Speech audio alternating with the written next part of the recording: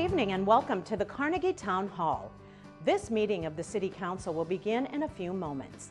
The City Council meets on the first, second, and third Tuesday of each month at 7 p.m.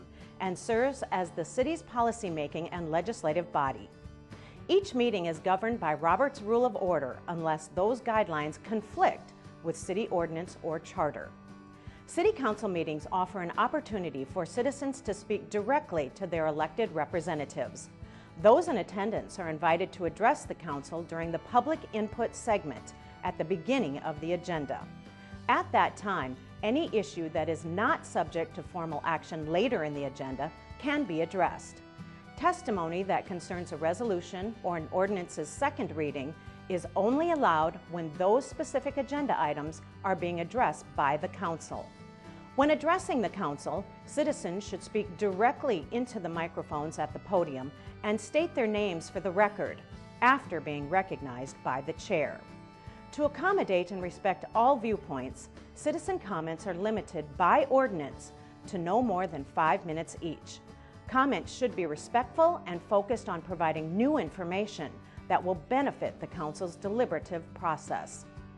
By city ordinance, all remarks must be addressed to the City Council as a body and not to any City Council member, including the mayor. The Chair reserves the right to limit the number of speakers. City Council meetings are broadcast live on CityLink and online at siouxfalls.org. Information regarding the City Council, its committees, meetings, briefings, and members is available by visiting siouxfalls.org/council or by calling the Council office at 605-367-8085. Thank you for your interest in Sioux Falls City Government.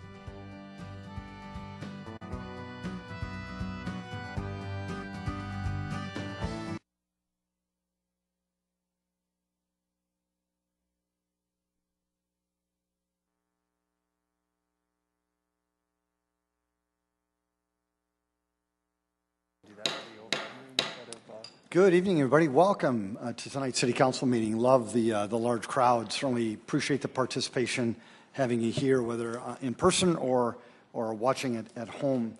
Today is Tuesday, September 19th.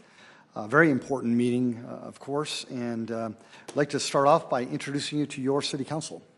Council members Erickson. Here. Erpenbach. Here. Kiley. Here. Neitzert. Here. Rolfing. Here. Selberg. Here. Starr. Present. Staley. Here. Councilors, thanks for being here. Appreciate it. Empire Baptist Temple, they're here quite often to lead us in our meeting. In Sioux Falls, we start with an invocation. Dr. Eric McCandless is back. Thank you, Dr. Eric, for being here. What we'd ask you to do is to stand for the doctor's invocation, and then please remain standing for our Pledge of Allegiance. Dr. Eric? Let's pray.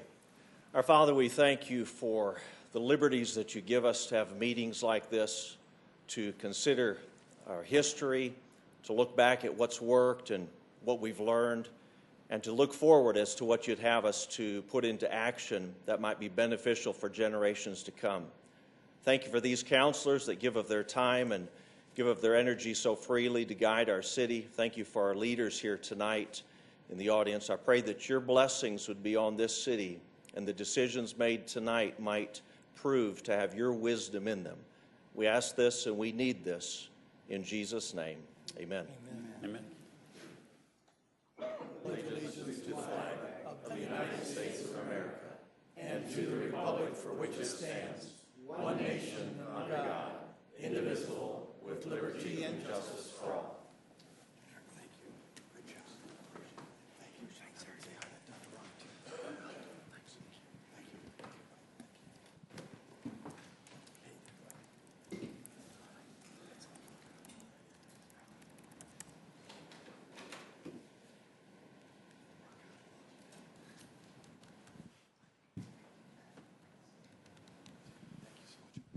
Good evening, everybody. Welcome to the City Council meeting tonight. We really appreciate it.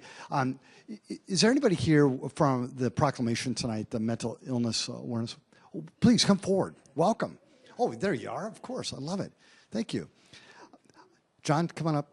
I do have a proclamation I'd like to read, but first, if I could, would you mind just introducing yourself to the people of our town and your guests as well. Thanks for being here. Thank you. Thank you for having us, and thank you for helping us recognize this upcoming week. I'm Phyllis Ahrens, Executive Director of NAMI Sioux Falls, one of the 9 local affiliates of NAMI in South Dakota. And with me, I have one of our great volunteers, Sandra Holloman, one of our board members, Jerry Hebert, one of our wonderful volunteers, and the person who makes sure I get done what I do, my husband, Wayne, and then my brother, John. Well, thank you so much for being here tonight. And this is a special one for me as well. The proclamation reads, whereas mental health is part of overall health, whereas 1 in 5 adults experience a mental health problem in any given year, and approximately 1/2 of chronic mental illness begins by the age of 14, and 3/4 by the age of 24. Whereas South Dakota ranks 7th in the nation for deaths by suicide. And suicide is the 2nd leading cause of death among South Dakota youth and young adults. And 90% of people who die by suicide have an underlying mental illness. Whereas long delays, sometimes decades, often occur between the time symptoms first appear and when individuals actually get help. Early identification and treatment can make a difference in successful management of mental illness and recovery. Whereas it is important to maintain mental health and learn the symptoms of mental illness in order to get help when it is needed. Every citizen and every community can make a difference in helping end the silence and, yes, folks, the stigma that for too long has surrounded mental illness and discouraged people from getting help. Whereas NAMI Sioux Falls, the public education and civic activities, they encourage mental health to help improve the lives of individuals and families affected by mental illness. Now, therefore, I, Mike Huther, Mayor of the City of Sioux Falls, do hereby proclaim proudly October 1st through the 7th, 2017, as Mental Illness Awareness Week in Sioux Falls, to actually shine a light on mental illness and fight that stigma, provide that support, educate the public, and advocate for equal care. Folks, if you don't mind, let's recognize these good folks in that program.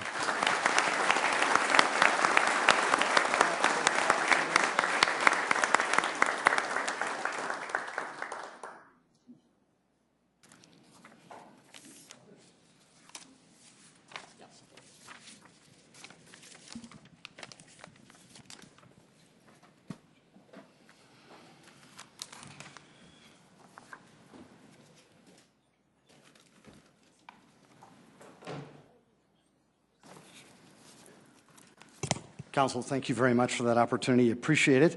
We'll now move to our consent agenda. Any motions, changes? Move to approve. Second, Selberg. Councilor Chair Kiley has made a motion to approve our consent agenda items tonight, seconded by Councilor Selberg. If there's no discussion, a roll call vote, please. Council members Erickson? Yes. Erpenbach? Yes. Kiley? Yes. Nitzert? Yes. Rolfing? Yes. Selberg? Yes. Starr? Yes. Staley? Yes. That is passed 8-0. Now our regular agenda tonight. Councilors, any motions or changes to that? Move to approve. Second, Nitzert. Councilor Vice Chair Erickson's made a motion to approve our regular agenda, seconded by Councilor Nitzert. Mr. Mayor. Yes, Councilor Vice Chair. Make a motion to amend the regular agenda by moving agenda item 52 immediately following agenda item 32 and move agenda items 55 and 56 to immediately follow agenda item 37. Second. Thank you. Council Vice Chair Erickson's made a motion to amend the regular agenda, seconded by Councilor Chair Kiley. If there is any discussion, no. This is simply just to make the flow of the meeting easier and make those items with the budget items and so on and so forth as we move through it. Thank you. A roll call vote, please, on the amendment. Council members Erickson? Yes. Erpenbach? Yes. Kiley? Yes. Nitzert? Yes. Rolfing? Yes. Selberg? Yes. Starr? Yes. Staley? Yes. That has passed 8-0. Now we'll vote on the amended motion. Roll call vote, please. Council members Erickson? Yes. Erpenbach? Yes. Kiley? Yes. Nitzert? Yes. Rolfing? Yes. Selberg? Yes. Starr? Yes. Staley? Yes. Thank you. That has also passed 8-0. Folks, great to have you here tonight. We know there's a lot on the agenda. And I know that some of you want to speak to the council about the topics that are on the agenda. what we'd ask is that you wait for that opportunity. However, if there's another topic that you would like to discuss involving, our great city, come forward, introduce yourself. Please limit your comments to 5 minutes or less. And if you could just be cordial and professional, we'd appreciate that too. Welcome.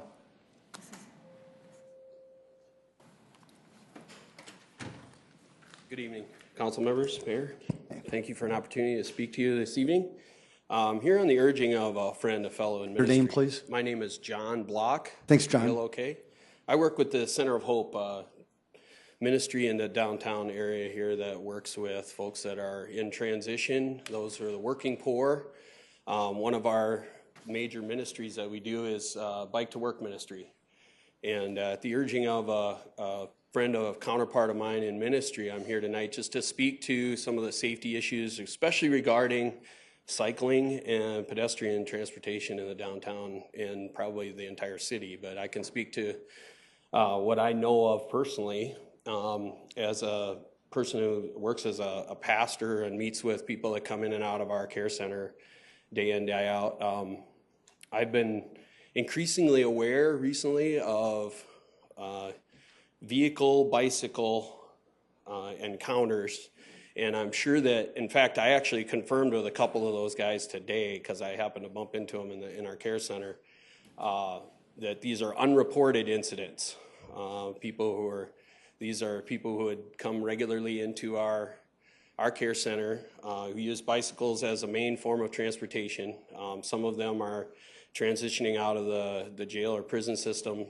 Some of them are what I call the working poor, those who regularly use those bicycles as their main form of transportation. And I know of at least a half a dozen over the summer months that have come in and said, hey, I just got hit on my bike. And as Jason brought to my attention, Jason Muller, that they were changing some things, at least as far as the right-on red on the downtown area at a couple intersections. We had a discussion about it, and he said, would you be willing to come in and speak to this a little bit? And I said, I'd be happy to, because I feel like this is maybe if that's not the banner issue that's related to this, that we need to increase general awareness of what's happening as far as, I believe we see this increase in distracted driving now with cell phones and other things that are going on. And anything we can do to raise awareness or create an environment in our city that is friendlier and safer for pedestrians and cyclists. I can specifically speak to the cycling, but those would be good moves, I think. And I understand there's a mutual responsibility. I'm not trying to say here that this all falls on people who are in their cars. And I understand that because a bicycle is small, that it's easily missed.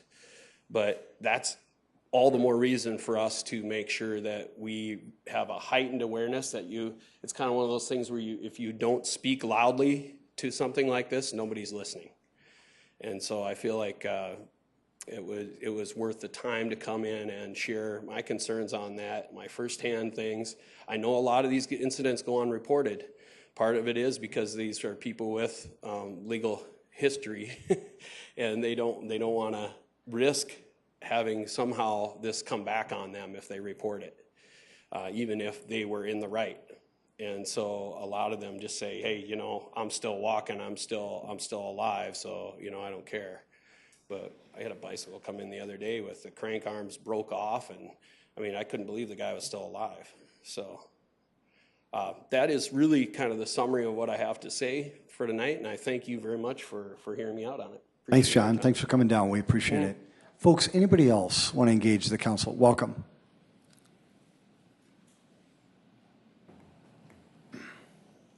Yes, good evening. Good evening. My name is Rick Altoff, and I'd like to bring attention to the overall crisis that we have not only in the city, but in the county and in the country. And that is a crisis of civility and communication.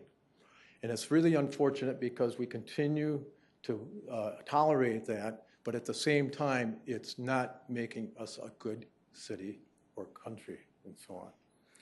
And I put this in the perspective of a number of things. I had opportunity as much as possible to provide upfront information to a construction project that was taking place at 33rd and Southeastern Avenue. It was an intersection that had continued to build up with ice flows and backup of flood and so on. The city engineering department did put in a new thing, a new system. However, what was being done was I brought it to their attention that it's not enough slope. It is not enough slope. And I tried to bring this to them ahead of time. I brought it up to your chief engineer, Matt, as well, and he had mentioned he's going to get back to me. This summer, I have not heard a thing from him in that regard. Even other things that I've seen in the Old Orchard area, for instance, as well.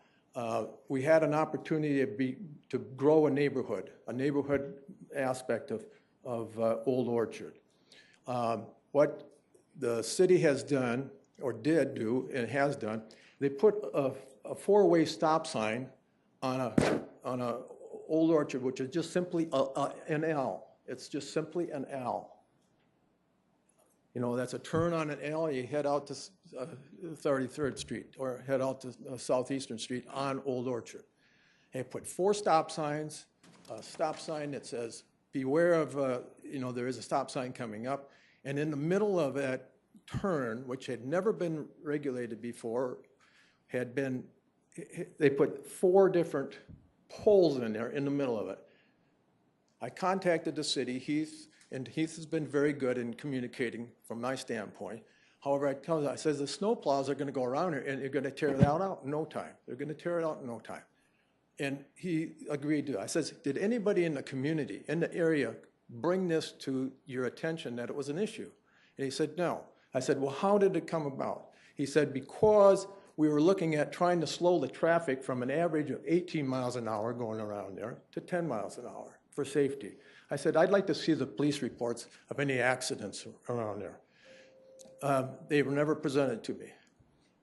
Since then, they've taken out the middle area, but the 4 stop signs are there. That's the only stop signs in the Old Orchard area.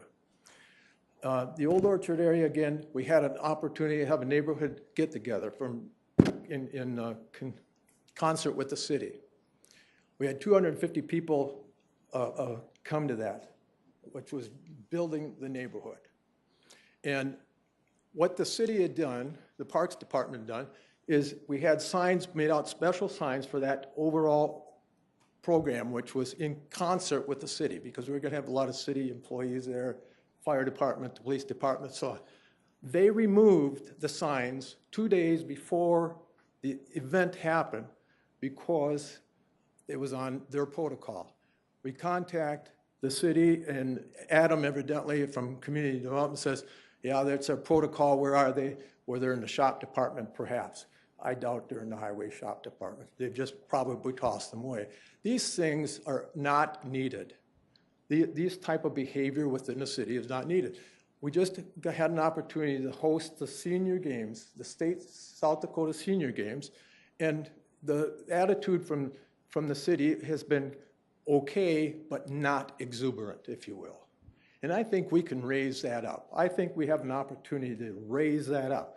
And as far as overall information, as far as disseminating and have open information, I absolutely believe that very heartily as citizens of this country. We continue to dumb down, if you will, the younger folks because they do not have an understanding of the responsibilities that they have, the social responsibilities that they have in any community. And the only way we can do that is by have transparency and, as much information as we possibly can. So that's kind of what my thoughts are, and I want to pass that on to you because it is a great community. There's good people in every level, but the system gets broken over time. Mr. Althoff, thank you very much, sir. Folks, anybody else? Welcome.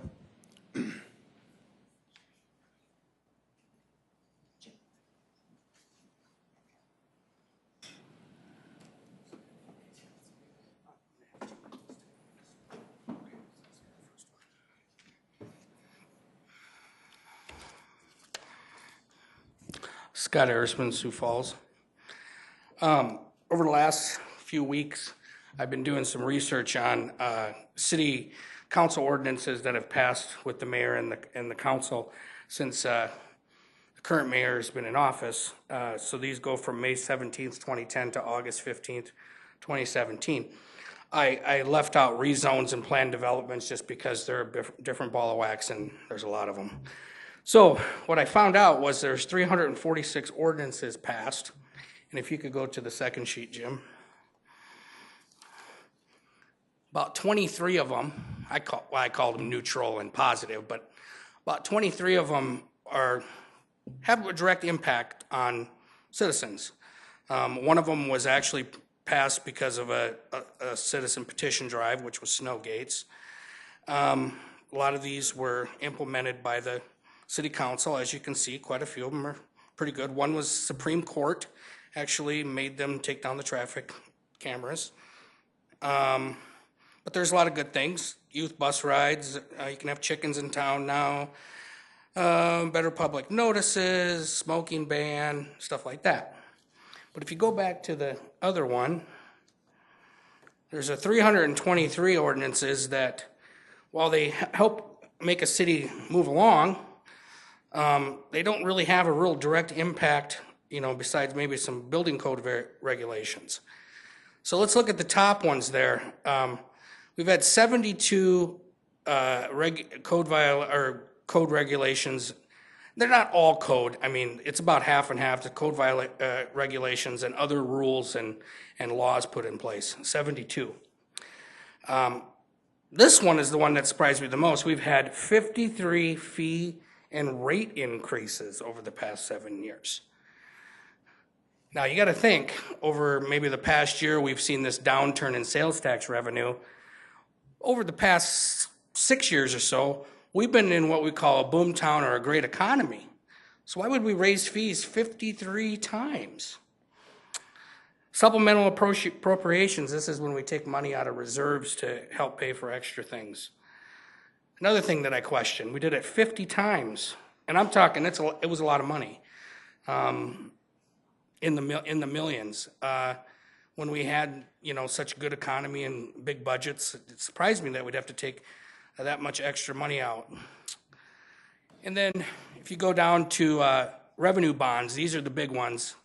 We've had 15 revenue bonds, and only one of those was because the citizens had an advisory vote on it for the event center, which was the biggest one, which wasn't even a legal vote, because if the citizens actually would have been voting on a bond, which they should have, it would have had to pass by 60%, so there wouldn't have been an event center bond. As I'm looking at this, I always hear a lot that this administration has gotten a lot of things done. Well, the proof is in the pudding. If you look at this, we spent a lot of money. I think the next administration is really going to have to buckle down. They're going to really have to look, because regulations cost us. It costs businesses. I know a lot of construction companies that don't do work in town anymore because they can't handle the regulations. And the next mayor isn't only going to have to look at budgets, but they're going to have to look at how many rules and fee increases and supplemental appropriations and bonds are we going to want to really put out. So, as we can see, as we're going into the last 7 months, this administration, a lot of things have gotten done, and a lot of money got spent. Folks, did anybody else want to engage the council? Welcome. Bob, come on up, sir. Come on up, and thank you. Welcome. Tim Stanga. My daughter said she wanted to have a birthday party at a park. So I told her, I said, it went through the city council that there's an ordinance that you have to pay $25 to sign up and have at the park. So she went online, she filled out she paid her $25, and she ended up at Saratoga Park. Not knowing that there's a south and a north side. So when you come in, you pay $25, you get the north side or you get the south side. once you get there, there's 20 to 25 parties going on when you get there. So for the $25, what'd she get? We had to fight kids. We had to fight through everything. We had to fight just to get tables. What I did was I told her to call the, right there is what they put on the board for the south side. I told her to call the Parks Board on Monday, see what they could do. I said, you should be able to go in and get your $25 back. None of them people paid. The 20 to 25 people that had their parties did not pay. Well, they told her that she talked to Rich Carlson and he talked to Kelby, and they said, no, we're not giving you $25 back. And the gal on the phone told her, it's just $25. Sometimes $25 to people is a lot of money. What I'm bringing in front of you is I remember when this was voted on, and a lot of people questioned, how in the heck are you going to enforce something like this at parks? Now I see what the enforcement is. Nothing on the table stating that they're reserved. Just the deal that's up on the board, party. Then you're sitting here watching kids jump up on top of the roof. They're hanging over the top. They're running up and down. It's like a jungle gym. I was told, well, you should have called the cops. Well, my daughter was told that she was supposed to tell these people to leave on the north side or the south side. Isn't that the Parks Department's job? It should have been roped off. It should have been stated that these tables are reserved. So I wanted to bring this to the cities to see what we're going to do about these kids jumping up and down on this. Hopefully it's taken care of already because they've had the pictures for 2 days now. How you do it is get rid of all the garbage cans next to every post, because that's how these kids were getting out, using garbage cans to hop up on the corners, and then they run up and down. I was just thinking, one of these kids falling off, that's going to cost us a lot of money. 2, I'm asking the city council, I'm asking the mayor, and I'm asking that my daughter get her $25 back. We relook at this ordinance, and we figure out how we enforce or how we do this at the parks so this doesn't go through again. And that's what I'm asking. Thanks, Tim. Appreciate it. Welcome.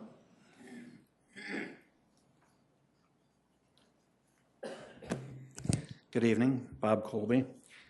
I had several things I was going to comment on, but seeing what has transpired already this evening, having had some experience of both being a teacher and a county commissioner, this last photo that was shown says to me liability, liability, liability. And that is nothing the city needs. Number 2, I remember I had a meeting with the Honorable Mayor shortly after he was elected and a neophyte, and we had a conversation, and I have never said to him that I thought it was a good conversation because several things transpired, and I was pleased with the end result. When they talk about mental health, we often look at the individual who is suffering at the moment, but we don't often think about the families and friends, because that is just about as heavy a burden for them as it is for the individual who is suffering. When the gentleman talked about the bike safety, some of us are old enough to remember John Gridley and his son who was killed in a bicycle accident. It's probably now about 30 years ago. And he would be a middle-aged man who would be contributing to the city today, much as the Gridley family had done for generations prior to. I remembered one of the counselors here said something about they didn't feel like a legitimate candidate because they didn't get enough votes.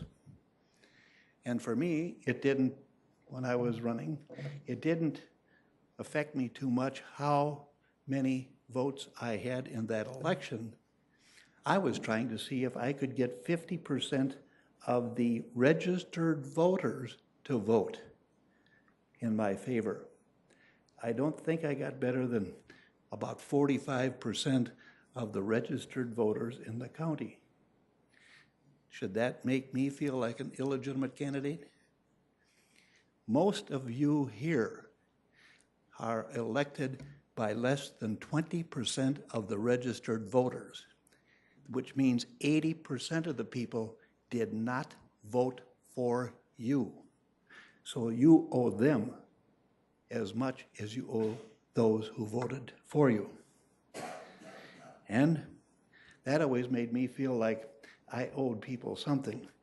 I wasn't in the job or in the position of trying to come up with a solution for a problem that didn't exist.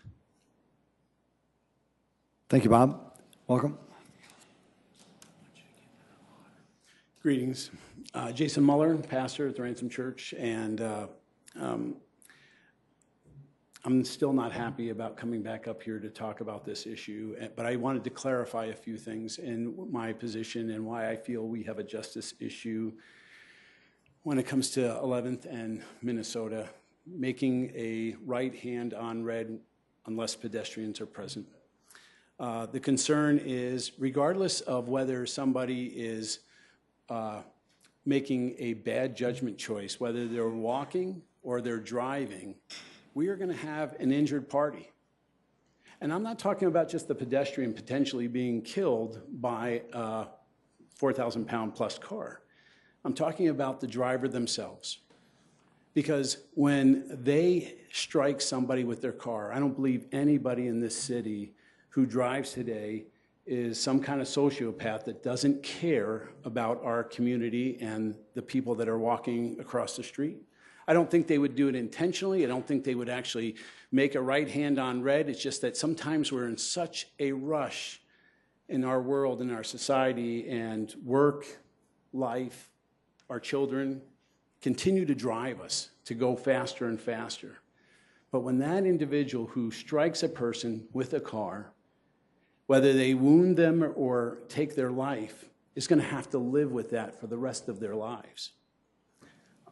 My concern is not about speed or urgency. It is protecting everybody. It's protecting the pedestrian, protecting the driver, because these issues matter. There is no way that one person's life in the next 15 years can matter the time savings that would be acquired through allowing this. I don't know. I don't understand how we can put a value on something like this where it's a heavily trafficked area, even with the data that we've been given, which I accept the data has been provided by the city staff. They've done a great job of presenting their case, but it's still not taking in concern for the driver or the pedestrian and what they're going to suffer for the rest of their lives. Thank you for your time. Thank you, Jason. Appreciate it. Folks, anybody else? Welcome.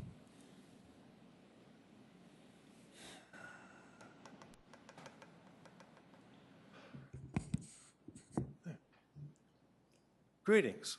My name is David Zokaitis, and I'm about to chat regarding an update to Ordinance 90.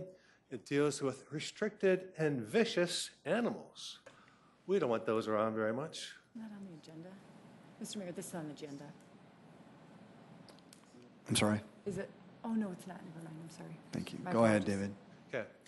Okay. Now, there's an update in progress for Ordinance 90, and it describes restricted and vicious dogs.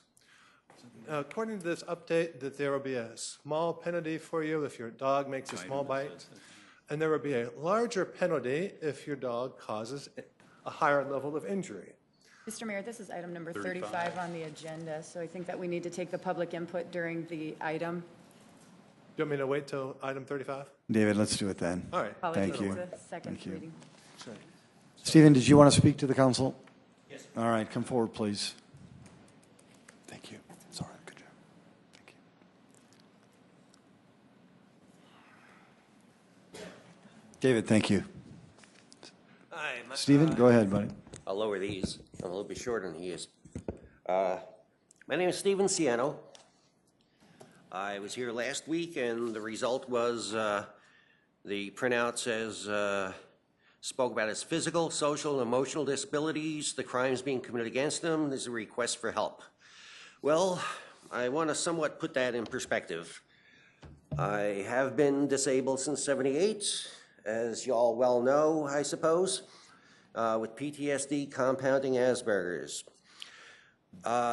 This has been covered up and an attack launched on me by many in power, and everyone seems to go along with it. It reminds me of, I guess a good perspective is the 1963 Bob Dylan song, Only a Pawn in Their Game. As I've tried to bring out, we all are inclined to just go along with a certain mindset, and it often causes a lot of harm. And I need people to act.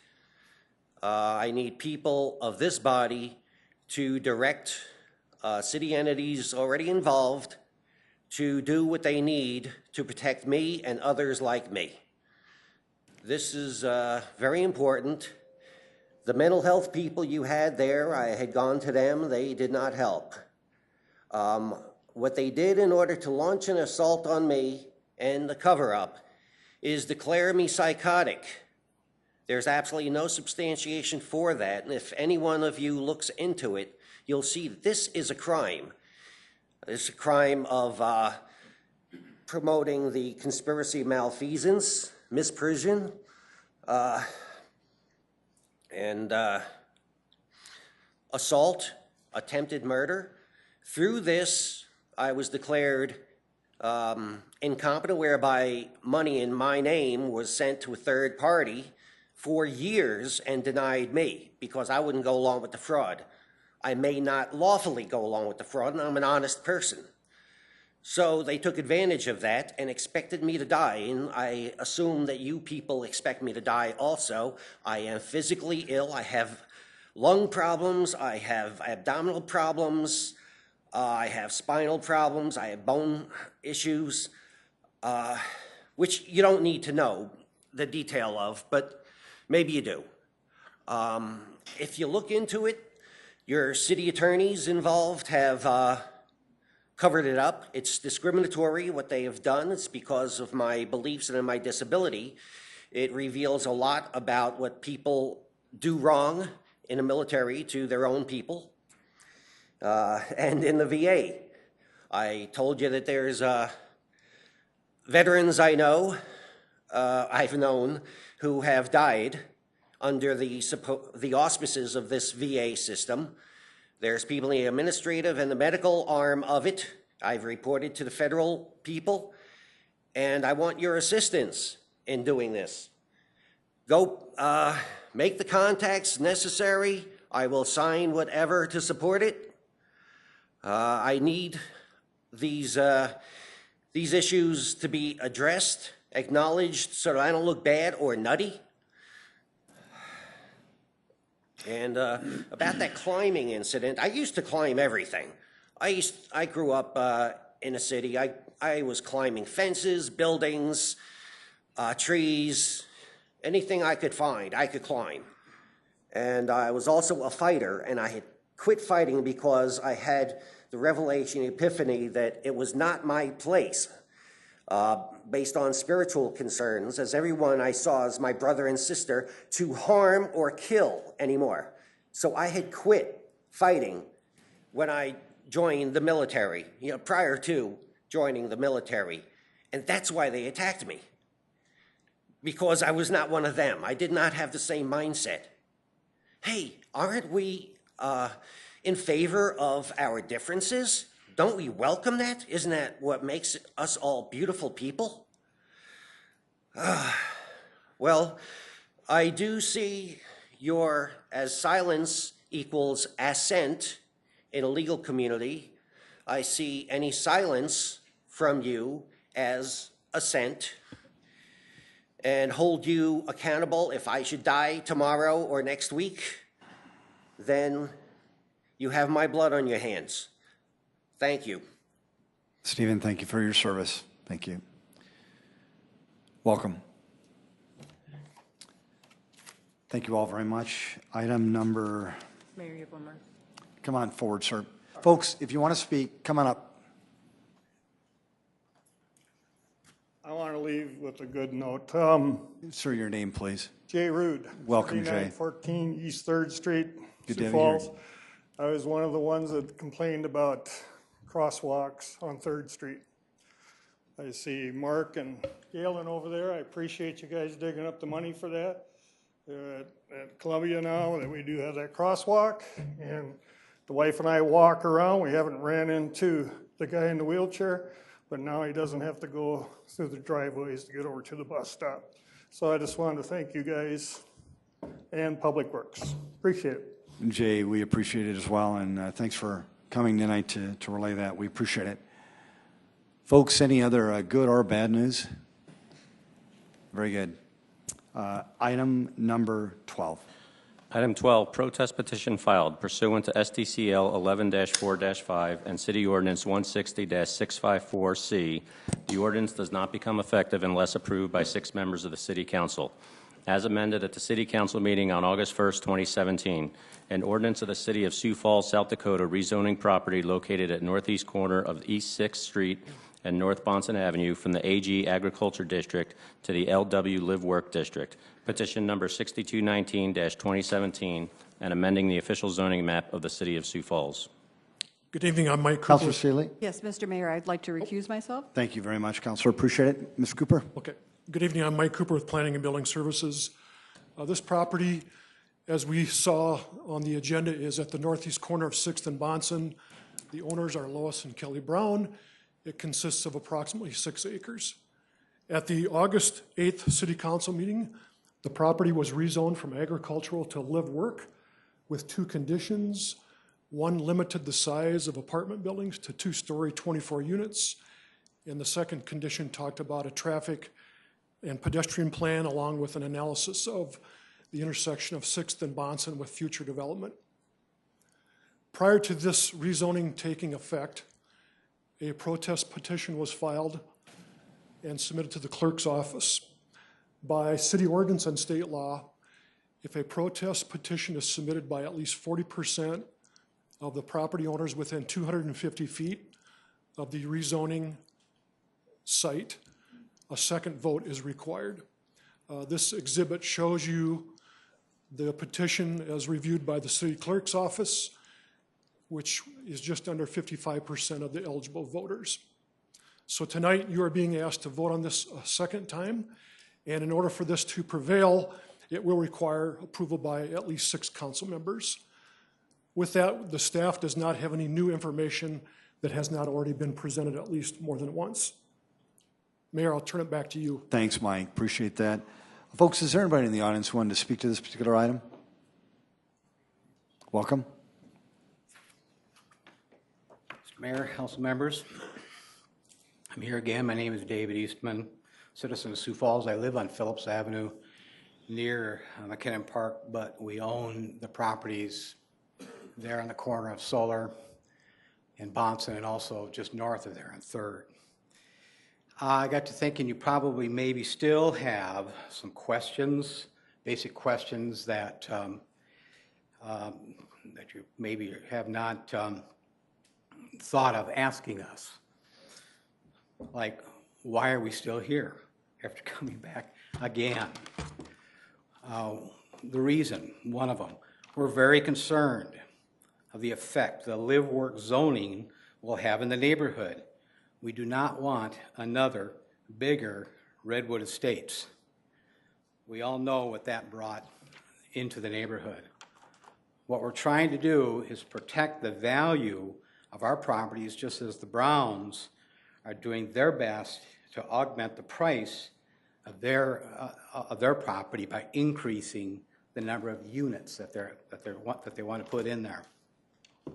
We think those increased number of units will create a choking point of activity in the neighborhood and on the streets of Sioux Falls, especially once they change 6th Street and Bonson Avenue when it goes through. Sycamore Avenue will never go through, so things are going to be concentrated, I think, on Bonson. When will we see a plan to rezone this 6-acre site? What will this new neighborhood look like? Will it look like the old, what they used to call mixed-use zoned neighborhoods? There is one in Sioux Falls. If you go to 26th and Cleveland and look to the southeast and also to the southwest, that is a mixed-use neighborhood. It was built back in the early 70s. So what do we want? We want, the Browns have 6 acres.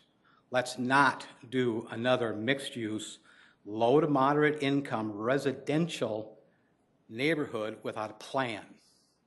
This time, let's have a plan in place where each piece fits the other pieces and complements the existing neighborhood that is there now. That's why we're still here. Any questions at all? Mr. Eastman, thank you. Appreciate it. Anybody else want to speak to the council on this topic? Welcome. Mr. Mayor, council members, Darrell Walters. I live at 413 North Locust Avenue, which is incidentally right across from that Redwood Estates, kitty corner across from subject property. And basically, I think I expressed my concerns to most of you by way of email over the weekend. But I just wanted to reiterate that, you know, one of my biggest concerns is traffic on 6th Street. I don't know how you're going to control it. But I stand out there in my backyard in the school zone, and there's people going by 40, 50 miles an hour. Don't even slow down, right through the red lights.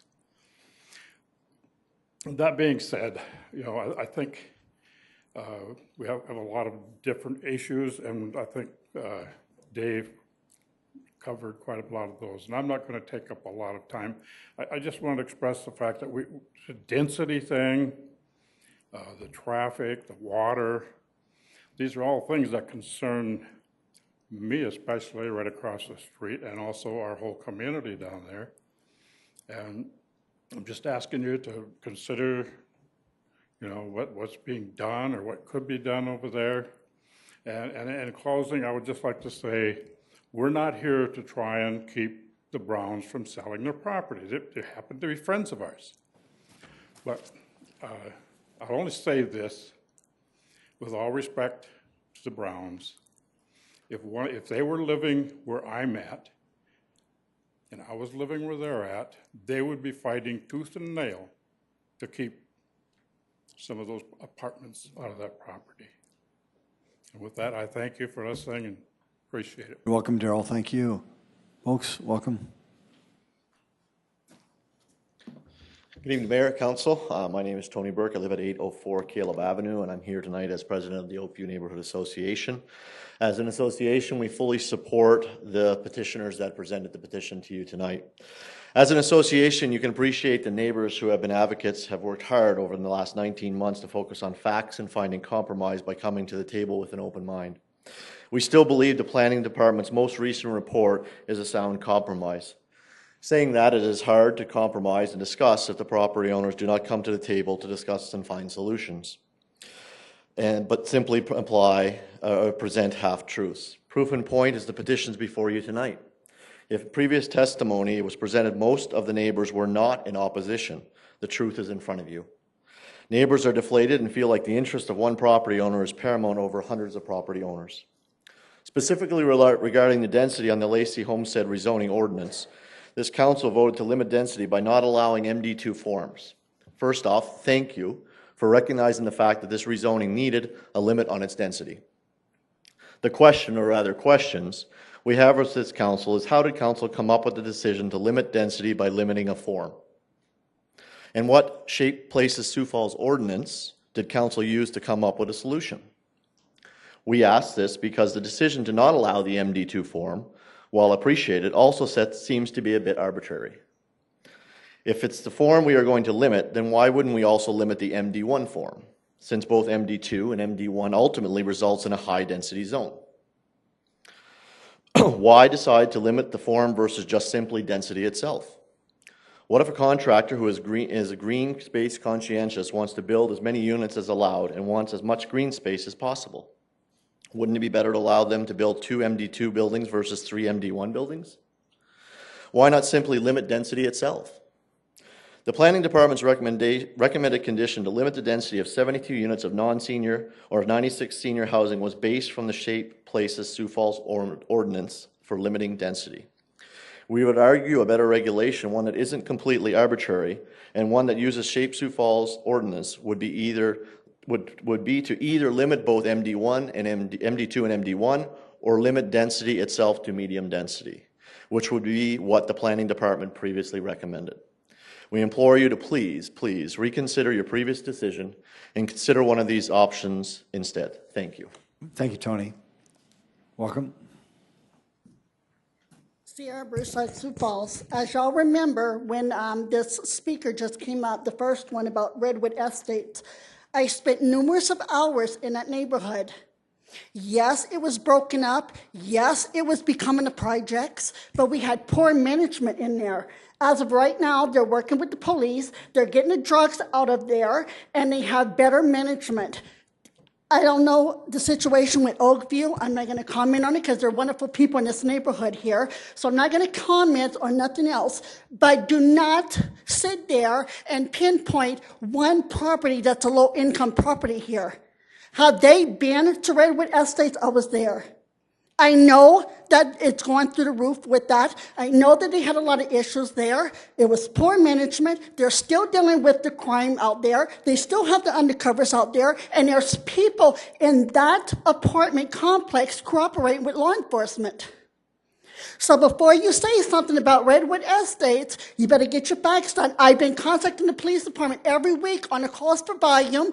I got the manager's number. I gave it to Oakview neighborhood so they can better communicate with them and work together as a neighborhood. But don't sit and criticize Redwood Estates like that, because it's not, you can have Lloyd Properties. Look what happened in Lloyd Properties. A homicide happened. It can happen anywhere. Crime can happen anywhere in a neighborhood. Doesn't mean that if it's a low income or high income. I wasn't going to talk tonight, but y'all know how I came up here a couple of weeks ago and tried to collaborate with Oakview on Redwood Estates. And throwing this out tonight on Redwood Estates, it was like a slap in the face. I encourage Redwood Estates and Oakview to get along and find out the facts and truth and work as a neighborhood instead of kicking them on the ground when they're down. Thanks, Sierra. Folks, anybody else before I turn over to the council? Welcome.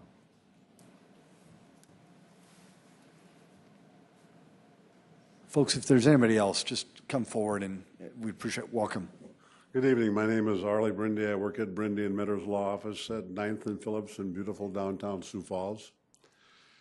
The instructions that I received and everyone received said nothing but new information. You've heard old information. This property was put on the market in April of 2014, 3.5 years ago.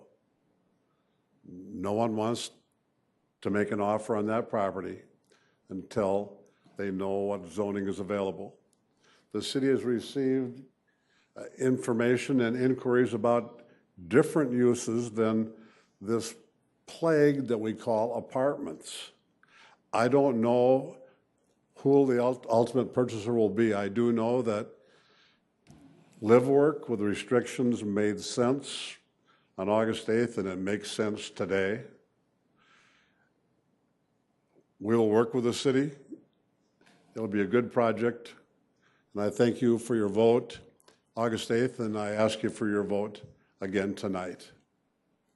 Mr. Brindy, thank you. Folks, council? It's in your hands. Yes, Councilor Neisert. You know, I don't want to regurgitate what I said back in August. We've been talking about this for months and months, but I do want to address a couple things. I've been reading the emails, listening to the voicemails. I did go yesterday since school was back in session, and I sat there from 7:30 to 8:15 at 6th and Locust, and I watched the traffic, so I saw, at least anecdotally,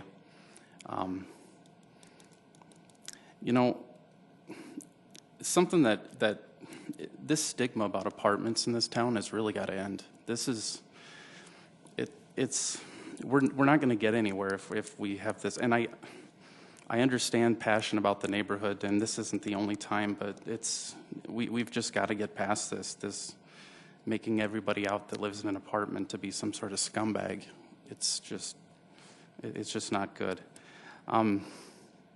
And I think whoever is developing this, including the people who proposed it before, are being punished for the apartment across the street. That's unfortunate. You know, I feel like I'm shooting at a moving target. There's been, you know, first it's a density, and then it's something else, and then it's arbitrary, and then we want live work, and then we don't, you know, we don't want to live work, and we're okay with the little apartments. And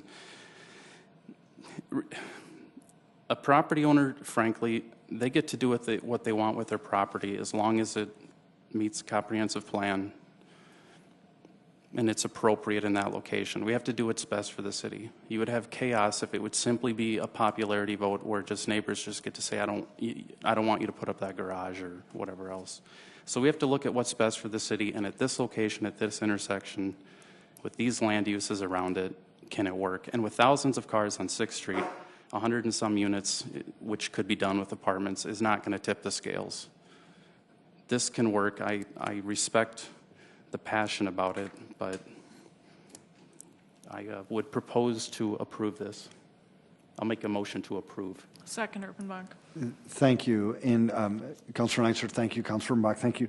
Paul or Tom, is that what we need, is a motion to approve? That's correct, Mayor. Okay, thank you, Tom. Councilor Neitzer, thank you. Councilor Erpenbach has made a motion to also approve it. She seconded that motion. Is there any other discussion? A roll call vote, please. Council members Erickson? Yes. Erpenbach? Yes. Kiley? Yes. Neitzer? Yes. Rolfing? Yes. Selberg? Yes. Starr? No. That is passed 6-1. Item 13. Item 13, new 2017 retail wine license for Hincane & Design and DIY LLC, AR Workshop, 2101 West 41st Street, Suite 29B, CUP not required. 14, new 2017-18 retail malt beverage license for Hincane & Design and DIY LLC, AR Workshop, 2101 West 41st Street, Suite 29B, cup not required. Item 15, new 2017 retail wine license for Dakota Coffee Roasters, LLC, the Source Coffee Roastery and Tap Room, 421 North Phillips Avenue, Suite 101, cup not required, pending final inspections per Fire, Health, and Building Services.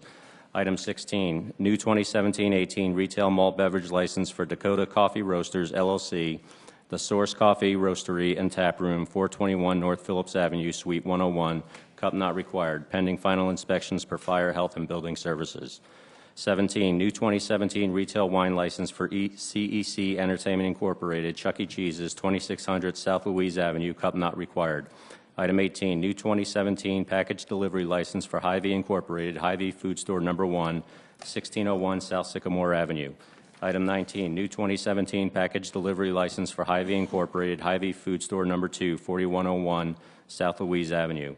Item 20, new 2017 package delivery license for Hy-Vee Incorporated, Hy-Vee Food Store No. 3, 3000 South Minnesota Avenue. 21, new 2017 package delivery license for Hy-Vee Incorporated, Hy-Vee Food Store No. 4, 1900 South Marion Road. Item 22, new 2017 package delivery license for Hy-Vee Incorporated, Hy-Vee Food Store No. 5, 3020 East 10th Street. Item 23, new 2017 package delivery license for Hy-Vee Incorporated, Hy-Vee Food Store No. 6, 1231 East 57th Street. Item 24, new 2017 package delivery license for Hy-Vee Incorporated, Hy-Vee Food Store No. 7, 2700 West 10th Street. Item 25, new 2017 package delivery license for Taylor Oil Company, Good Spirits Fine Wine and Liquor, 3300 South Minnesota Avenue. 26, transfer of 2017-18 retail malt beverage license from Medina Oppen Red Lion Coffee Shop, 1122 North Weber Avenue, Tamale Abuku, Eric Fudigu, 1122 North Weber Avenue, cup not required. Item 27, special one-day malt beverage and special one-day wine licenses for Stockyards Plaza Incorporated to be operated at the Stockyards Ag Experience Barn, 301 East Falls Park Drive, for a reception on September 28, 2017. Item 28, special one-day malt beverage licenses for Panacea Brewing Company, LLC, Remedy Brewing Company, to be operated at the 8th and Railroad Center parking lot, 401 East 8th Street, for Oktoberfest on September 29th, 30th, and October 1st, 2017. 29, special one-day wine licenses for Downtown Sioux Falls Incorporated to be operated at the following locations: 8th and Railroad Center Lobby, 401 East 8th Street, number 200A, A League of Your Own, 229 South Phillips Avenue, Adelie Salon and Spa, 317 South Phillips Avenue, Bead Company, Acorn, 319 South Phillips Avenue, CH Patisserie, 309 South Phillips Avenue, number 1, Chelsea's Boutique, 220 South Phillips Avenue, Conversation Piece, 301 South Minnesota Avenue, Great Outdoor Store, 201 East 10th Street, Home Porch Gifts, 217 South Phillips Avenue, J.H. & Sons, 216 South Phillips Avenue, JLG Architects, 232 South Main Avenue, Lot 2029, 207 South Phillips Avenue, Luca's Boutique, 401 East 8th Street, number 122, Rayfield's Art and Framing, 210 South Phillips Avenue, Rug and Relic, 401 East 8th Street, number 114, Say Anything Jewelry, 225 South Phillips Avenue, Simply Perfect, 401 East 8th Street, number 108, Sioux Falls Design Center, 108 West 11th Street, State Theater, 316 South Phillips Avenue, Sticks and Steel, 401 East 8th Street, number 118, Unglued, 218 South Phillips Avenue, and Young and Richards, 222 South Phillips Avenue, for the First Friday Wine Walk on October 6, 2017. Item 30, special one-day malt beverage and special one-day wine licenses for Catering America, Chef Dominique's Catering, to be operated at Leif Erikson Day Camp, 2301 East 26th Street, for a wedding reception on October 7, 2017. 31, special one-day off-sale package wine, special one-day malt beverage, and special one-day wine licenses for the Cathedral of St. Joseph to be operated at the Cathedral Gymnasium, 521 North Duluth Avenue, for a fundraiser on October 20th, 2017. Item 32, special one-day wine license for Siouxland Heritage Museums to be operated at Pettigrew Home and Museum, 131 North Duluth Avenue, for History Happy Hour on November 30th, 2017. Jamie, good evening. Good evening, Jamie Palmer with licensing. Items 13 and 14 are new license requests. The applicant would like to sell or serve beer and wine during workshops and classes that they will host at their store. Items 15 and 16 are new license requests for a new coffee and taproom store. Item 17 is a request for a new wine license. They currently hold a retail malt beverage license. Items 18 through 25 are all requests for package delivery licenses at various different locations. Item 26 is a transfer due to a change of ownership. And on item 27, I'm going to need to request a motion to withdraw. I heard from the applicant today, and that event has been canceled. And items 28 through 32 are all special one-day requests that have met the state law requirements. I'd be happy to answer any questions. Jamie, thank you. Council, would anybody want to make a motion to withdraw item number 27? So moved. Second. There's been a motion to withdraw item number 27 by Councilor, you made that, Councilor Alfing, and seconded by Council Vice Chair Erickson. A roll call vote, please. Council members Erickson? Yes. Erpenbach? Yes. Kiley? Yes. Neitzert? Yes. Rolfing? Yes. Selberg? Yes. Starr? Yes. Staley? Yes. Councilors, thank you. Any other motions, councilors? We need to approve the. Thank you, Councilor. Second, Erickson. Thank you, Councilor Vice Chair Erickson. Thank you. Yes, Councilor Starr? Thank you, Mr. Mayor. You're welcome. Jamie, other than seeing Chuck E. Cheese might be more attractive to our family adding a wine license, are there any, they all look new or special one days. Was there, I think there's one transfer. Were there any enforcement issues or anything that we should be aware of? No, there are none. Thank you. A roll call vote, please. Council members Erickson? Yes. Erpenbach? Yes. Kiley? Yes. Neitzert? Yes. Rolfing? Yes. Selberg? Yes. Starr? Yes. Staley? Yes. That is passed 8-0. Item 52. Mr. Mayor, I'll read item 52 and then 33 Thank you. together. Thank you. Item 52, a resolution adopting the budget for the fiscal year ending December 31st, 2018, and the 2018 to 2022 capital program. Item 33, second reading, an ordinance of the City of Sioux Falls, South Dakota, providing appropriations authorizing an increase in property tax revenue pursuant to SDCL 10-13-15 and the means of financing for the fiscal year ending December 31st, 2018. Tracy, good evening. Good evening, Mayor, council members. Before I get into the numbers involved in the budget, I do want to take just a minute and thank you folks for the time you put in to review and ultimately pass the 2018 budget and the capital program. The mayor as well spends a considerable amount of time in developing the budget. The department directors and their budget teams put in countless hours. And certainly not last but not least, my team in finance really eats, drinks, and sleeps the budget for a lot of months out of the year. So they certainly deserve a lot of credit in bringing us to this point tonight. With that, I will address the budget resolution, which approves the entire 2018 city budget for all of our funds. The total budget recommended for 2018 is $457.2 million. That does cover all 23 city funds, both appropriated and non-appropriated funds. The second thing this resolution does is to approve the entire 5-year capital improvement program for 2018 through 2022. The total CIP recommended is $548.4 million. Now with that, I'd just like to make a couple of comments. Development of the 2018 budget has been a challenge this year. The departments have struggled to bring their budgets into line with the revenues that have been projected. Increasing personnel costs driven by wage increases, the COLA, health insurance premiums, have forced departments to make cuts in many other areas of their budgets. Those higher personnel costs effectively gobbled up every single new dollar of revenue expected in 2018 and then some. This reality will certainly make it increasingly difficult for our departments to keep up with the growth of our city. In order to soften the blow to those departmental budgets and to be true to the city's priorities, recommendations were made to reduce funding for several outside organizations, and I know that's been a keen area of interest, as it is every year.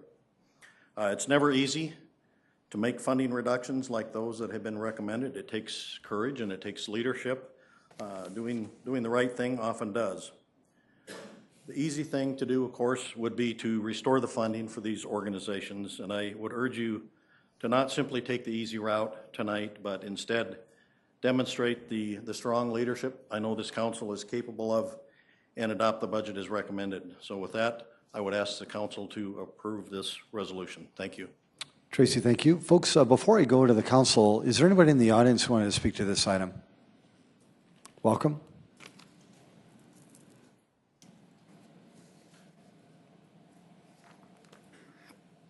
Scott Harrisman, Sioux Falls. I'm a little confused here. Are we doing 33 and 34 at the same time? Is that what we're doing?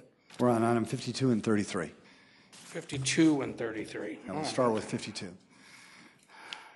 The budget, and then the budget, and then 33 is the property tax increase.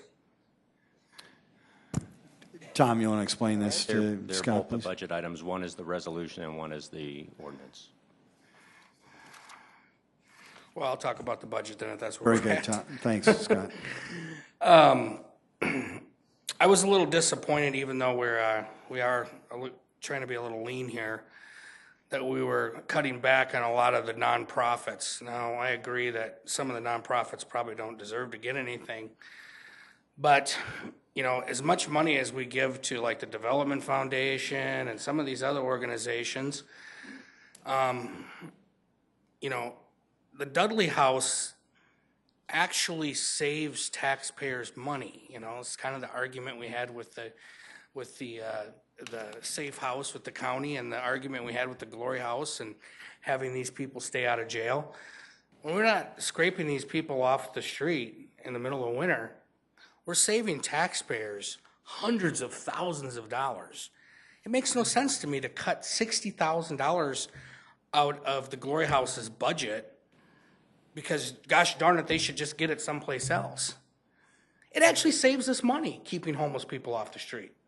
And whether you agree with homeless people or the way they live their lives or whatever, it doesn't really matter. And fiscally, it makes no sense to just go, we're going to cut them in half, and we're going to cut these people in half, we're going to cut these people in half. These are actually really great programs and services for our city. Now, I don't know what your guys' amendments are because, you know, everything's a secret all the time. But I'm hoping one of you restores the funding on the Glory House. I also hope you make several amendments to this budget. I think it's very unfair that the council doesn't sit in on all these budget meetings and put this budget together with the mayor. You're the legislative body. You should be putting this budget together, not the mayor. Thank you. Thanks, Scott. Welcome.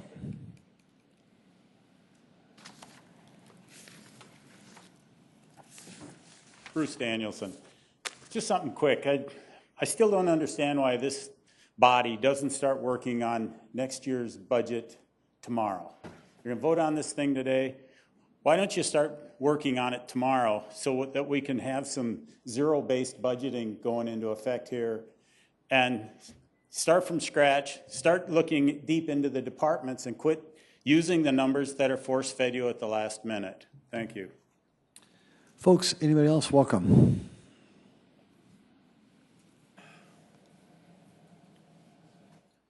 Tim Stanga.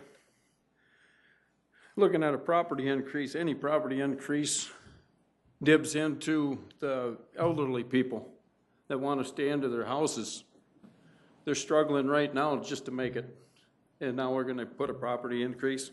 Another question is, we're going to spend $800,000 on the bird cage. If that's in the budget, I would say strike that out because of one reason. 5% of Sioux Falls citizens will probably ever go into that bird cage. We came out and we said we had to have the pavilion. We lived with that. We still have to give money to that. Was money taken away from the pavilion?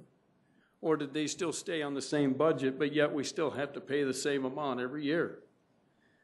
You know, probably 30 to 40% of the people in Sioux Falls have never been to the pavilion, but yet have to pay property tax to pay for that facility. We have a swimming pool. Probably 70% of people from Sioux Falls are never going to go to that swimming pool, but yet they still have to pay for it.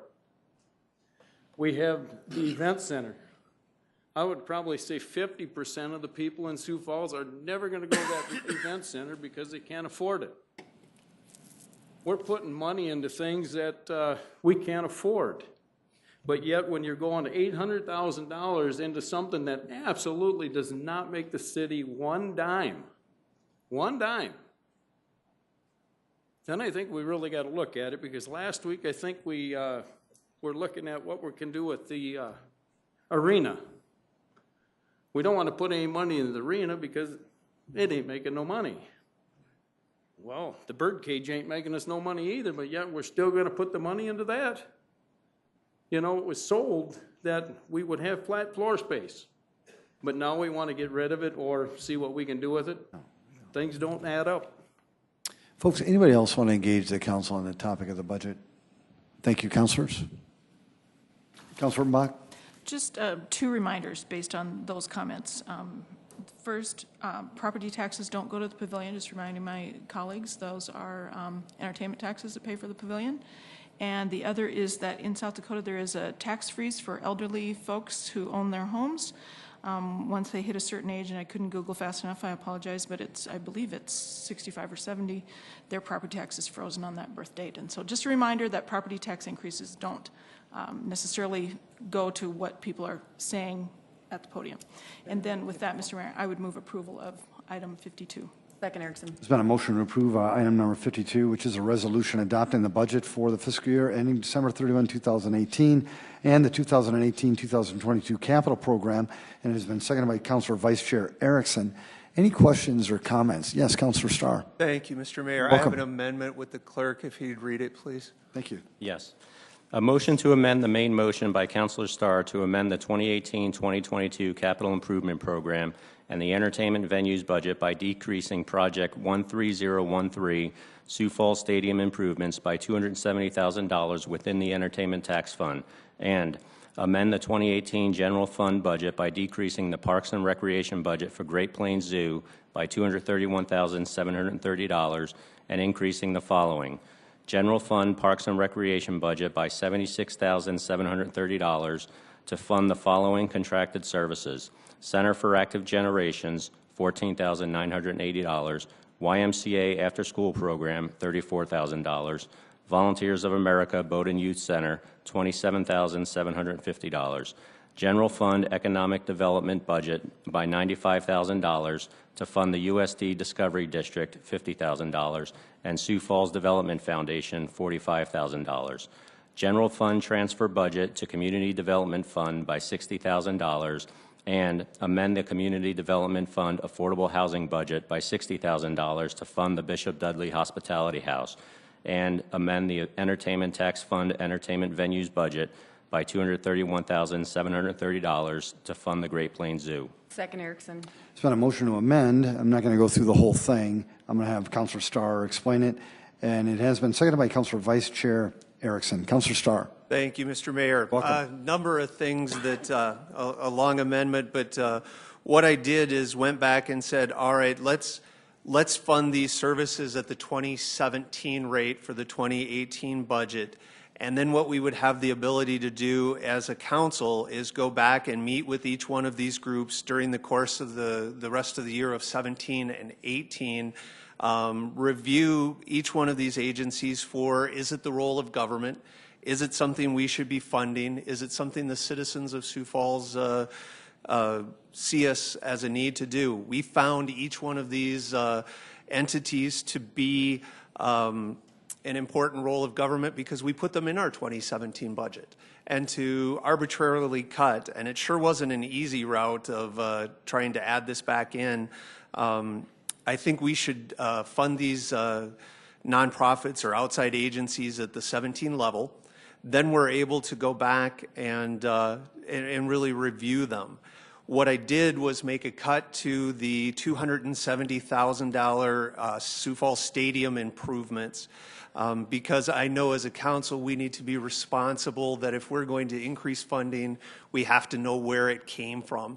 Not taking money from reserves, not making, but making a priority of what our budget is and how we move forward, and not take that money from reserves. The opportunity is still available for the Parks Department if they choose to do the remodeling in the visitor locker room by transferring, there's still $425,000 that's part of the budget for tuck pointing and other repairs at the stadium. What we're doing is giving the director the opportunity to prioritize what is going to happen at the stadium. But the bottom line is that we should be looking at the Canary Stadium as whether it's what our future obligation is. We want to make sure that we have a first-rate facility for the team that we support. There are a lot of Canaries fans in the room, but at the same time, it's like a used car. It can nickel and dime you to death, and if we don't have a long-term goal of what we're trying to do at the facility, it's not good. And I think it should be included with Director Turbeck's proposal from last week to bring a consultant in to review the arena, to review the Orpheum, and I think we should include the Canary Stadium to know we still have 12 years remaining on a contract with the Canaries and making sure that we provide that opportunity. But it's the responsible thing to do to take. We decided in 17 this was important to us. I think in 18 we can go ahead and be just as important, but take the time through our committee structures to review each one of these agencies, to look and see if it's something that city government should do, if it's the role of government, and really dive deep into it and make that choice. I'd be happy to answer additional questions. The other thing that I need to make to point out as well is part of this transfer of moving entertainment fund dollars, there is no change to the Great Plains Zoo. It's just the vehicle that we're using to take third penny money, transfer it to the zoo, and then use that $270,000 to fund these outside agencies. Thank you, Councilor Starr. Appreciate it. Folks, any comments on the amendment, please? Councilor Vice Chair Erickson. Thank you. I just want to add a little bit from my perspective with this. I know a few weeks ago, Councilor Starr came to me and said, I'd like to restore the funding. And we had a back and forth dialogue about it as far as how would that happen. And I said, if you're going to do that, find the money. And so he went back to the drawing board, and I commend him for doing that and looking for a way that this can be done with zero impact to the budget. It may be a little late in the day, but sometimes that happens when you have to find the money with it. It was a creative way to do it. It's certainly within our means of the special tax rate ordinance to allow zoo maintenance and operational expenses. So it's fully within our means. For me, the timing was quite interesting when we talked last week about the CSL contract. And many of us shared the desire to have the stadium studied as well. If we're going to study the whole, the complex as the arena, why not the stadium and have that long-term plan? We're not saying that this can't be done, but we're saying that this can be done maybe next year or the year after. Currently, right now, as the way it looks, the entertainment tax fund will have a balance at the end of 2017 of over $8 million. $270,000 is not going to impact that balance that much. The other thing that I want to remind the council as well as everyone in attendance is that we are simply talking about 0.06% of the budget. It's a very small amount that we are talking. The other thing that I want to bring up too is the way that we did it last year. Might be a little biased, but I thought it worked pretty darn well. We did a review, we looked at it, we were of our word, we studied, we came out with recommendations. We asked for that process to be in place again this year, and we want to have that seat at the table, and we are committed to doing that. We are committed to reviewing these. I'm not sure all of these should be funded at this amount, and that's what we're going to study. That's what we're going to do to be responsible to making sure that this is what this council sees as the role of government. I know that word has been thrown around quite often of the role of government, and that's quite subjective. If you asked every single person in this room, the role of government would be very, very different. It just is. And I respect that. And so as we move forward, that's for us to decide as a group. I know I did send an email out to the council talking about standards for evaluations of what would it look like. And I just want to remind that even if this amendment should pass, that we will take swift action and we will look at all of these and then some to making sure that are we getting the best bang for our buck? Is this something that we have to do as a community, or is it something that we've kind of always done and so we've just always done it this way? I mean, that's how we find out maybe some of these changes need to take place. So I'd ask my colleagues here to support that and remind you we are talking about 0.06% of the budget. Councilor, thank you. Councilor Staley. Well, I really liked what Councilor Erickson just said about getting the biggest bang for the buck. We've been hearing for the last several months that we've got dwindling revenue coming in, and I know there's different pots of money, the first penny, the second penny, but I'm going to say something. Back in March, we had the Parks Department put within the consent agenda a snowcat groomer for Great Bear for $300,000. And this was after people had come forth and said, we are cutting programs in the Parks Department. And we're being told we're cutting back on things. I'm not quite sure how we're making decisions on what's getting cut back on, but that's happening. So we have this $300,000 within the Parks Department that we're going to use to buy a new snowcat groomer. We have one that works. We're going to sell that for $60,000. It's about priorities. So now we're cutting back on these nonprofits. The Bishop Dudley House, cutting that in half, I think 120 back to $60,000. Snowcat groomer costs $300,000. They're all tax dollars. So it's about priorities. What do we think is important in our community? It's really not that complicated. It's what do we think is important? What's the priority, especially as we move forward with less money to work with? So I appreciate this amendment coming forth. A roll call vote, please. On the amendment, please. Only the amendment. Council members Erickson? Yes. Erpenbach? Yes. Kylie? No. Nitzert? No. Rolfing? Yes. Selberg? Yes. Starr? Yes. Staley? Yes. That is passed 6-2. Any more discussion? Councilor Vice Chair Erickson. Thank you. I just want to publicly thank everyone that has presented week over week. We kind of put you through the ringer. We asked probably some bizarro questions to you that we find in the book. And so I want to thank you all for your work. Honoring our questions that we have. I know we sent a ton over to you. This budget is trim. It's difficult. You know, it's a lot more fun to have a budget when you have 7% tax growth versus a 0%. So it's difficult, and we know that. And so I want to thank you for that, and I look forward to working with you very, very soon and getting the ball rolling and talking about some of these other things. Thank you. We'll now vote on the main motion as amended. Council members Erickson? Yes. Erpenbach? Yes. Kylie? Yes. Nitzert? Yes. Rolfing? Yes. Selberg? Yes. Starr? Yes. Staley? Yes. That is passed 8-0. Thank you, Council. Item 33. Do we have to, was that all in together there, Tom? We'll have to take a separate vote for That's what I 33, thought. Mr. Thank Mayor. you, sir. So let's, folks, Tracy, any more comments on 33, sir? I'll just very briefly tell you what the ordinance will do. It does establish the appropriations for the 18 budget for the 11 governmental funds. The appropriated portion of the budget is $280.7 million. That includes the general fund of $161.5 million.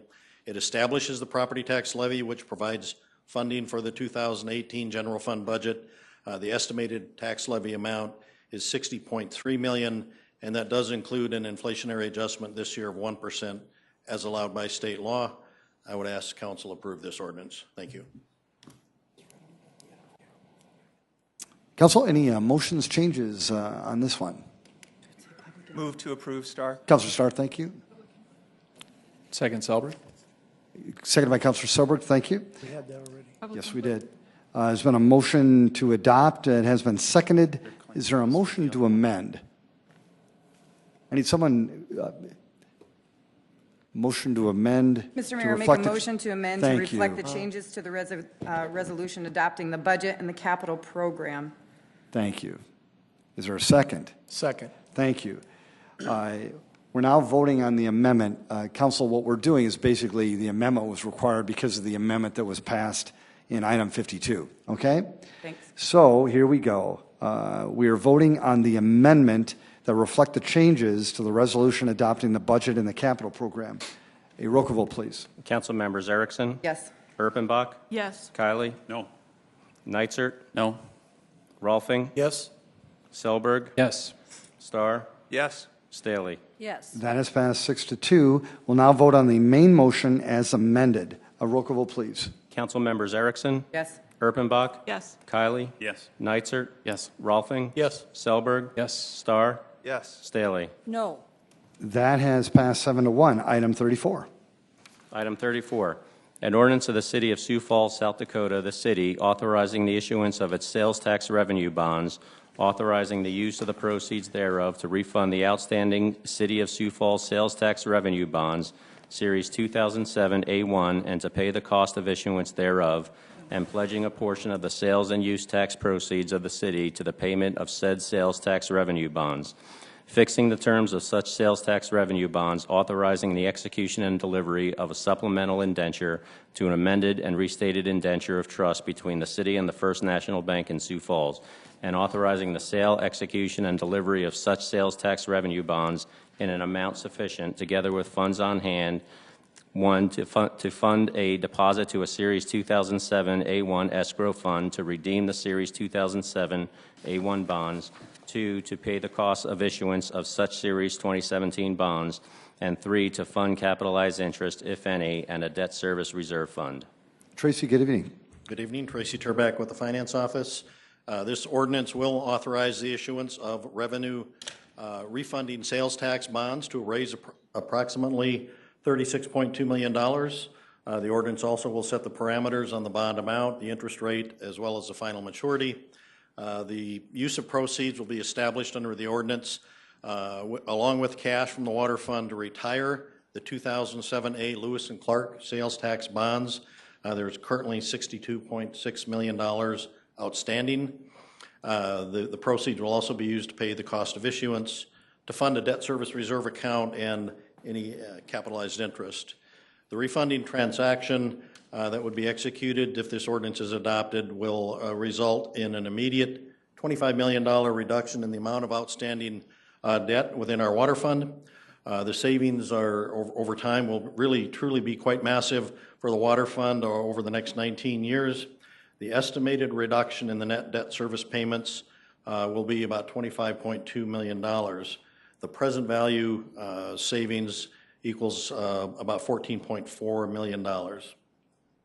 The debt associated with the Lewis and Clark project would be paid off under this transaction 10 years earlier than originally planned, and would result in the water fund being debt-free within 9 years. So I would ask for council approval. Tracy, thank you very much. Is there anybody in the audience want to speak to this item? Welcome.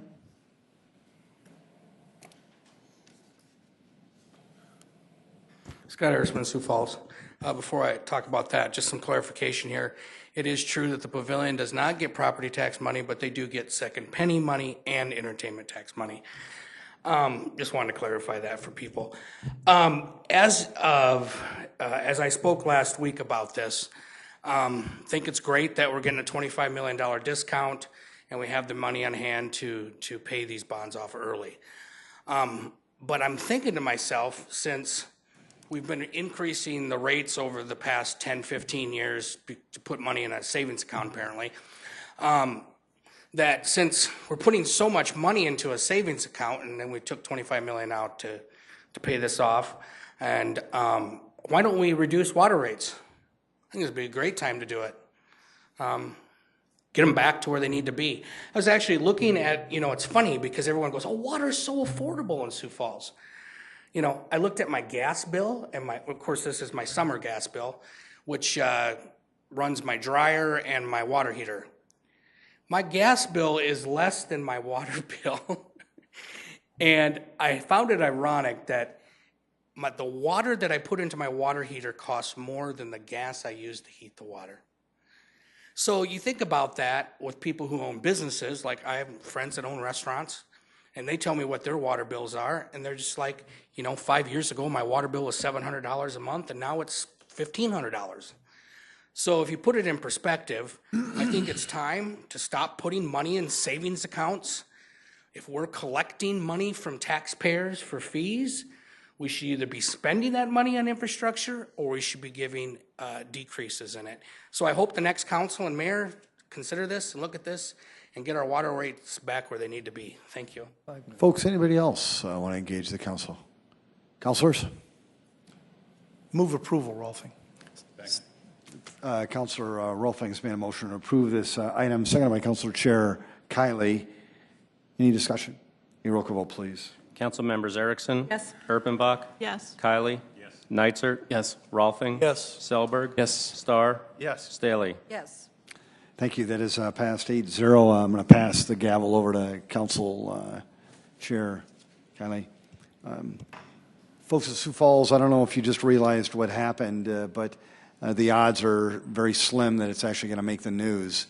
But when you hear about some of the negative things that are occurring over and over and over again, this is really one of the most positive things that you can imagine, and it was done for all kinds of good reasons. So I hope it makes the TV, I hope it makes the radio, I hope it makes the news, but the odds are good that it won't. On behalf of the city of Sioux Falls, thank you for what was just done. Council, I want to thank you as well. Item number 35. Item 35, second reading. An ordinance of the City of Sioux Falls, South Dakota, amending the Code of Ordinances of the city by revising Chapter 90, Animals and Fowl, to provide for a distinction between restricted and vicious animals, to provide an exception for police dogs, and to provide for additional enforcement powers of Animal Control Officer. Welcome. Good evening. Julie DeYoung, Animal Control Supervisor. This is a second reading for the ordinance changes to Chapter 90, which deal with animals and fowl. Just to briefly recap, we proposed increasing the minimum fee for perpetual dog owners or pet owners that allow their animals to run at large two or more times in a 12-month period. We also proposed adding a vicious dog category and changing the current vicious category to restricted. We would like to declare dogs that have been declared vicious in other cities or municipalities. We would like the opportunity to declare them vicious here in order to protect people in the city.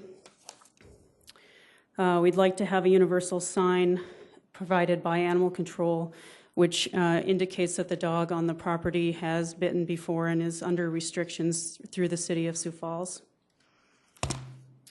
We'd like to add to the vicious dog ordinance, adding a option for us to humanely euthanize an animal if it has caused a very severe injury or death to the victim. And there are many stipulations there. We'd also like to gauge that declaration on the Dunbar scale, which is a widely and universally accepted method of gauging not just the bite of an animal, but also the behavior behind the bite. And we would like to add to the stray, abandoned, or unkept animals ordinance 90.006, which just indicates that we would like for people not to put out food for the purpose of feeding or attracting stray animals unless they are helping animal control to capture the animals and care for them humanely. Keeping of animals 90.008, just adding a section to allow the zoo to have some of the animals that are restricted in the ordinance. And 90.011 is enforcement, just allowing animal control officers to enforce some animal ordinances which are in parks, such as protecting the nesting animals, nesting birds, and keeping people from harassing animals in the park, that sort of thing. And then 90.017 is an exemption for police dogs. At some points, animal canines may need to be off leash and that sort of thing. So just exempting them from being off leash and some of the other restrictions in this Chapter 90 ordinance. And then 90.051 is just adding a little extra wording in the ordinance that restricts people from interfering with the performance of duties of an animal control officer. Supervisor DeYoung, thank you very much. Is there anybody in the audience who want to speak to this item? Welcome.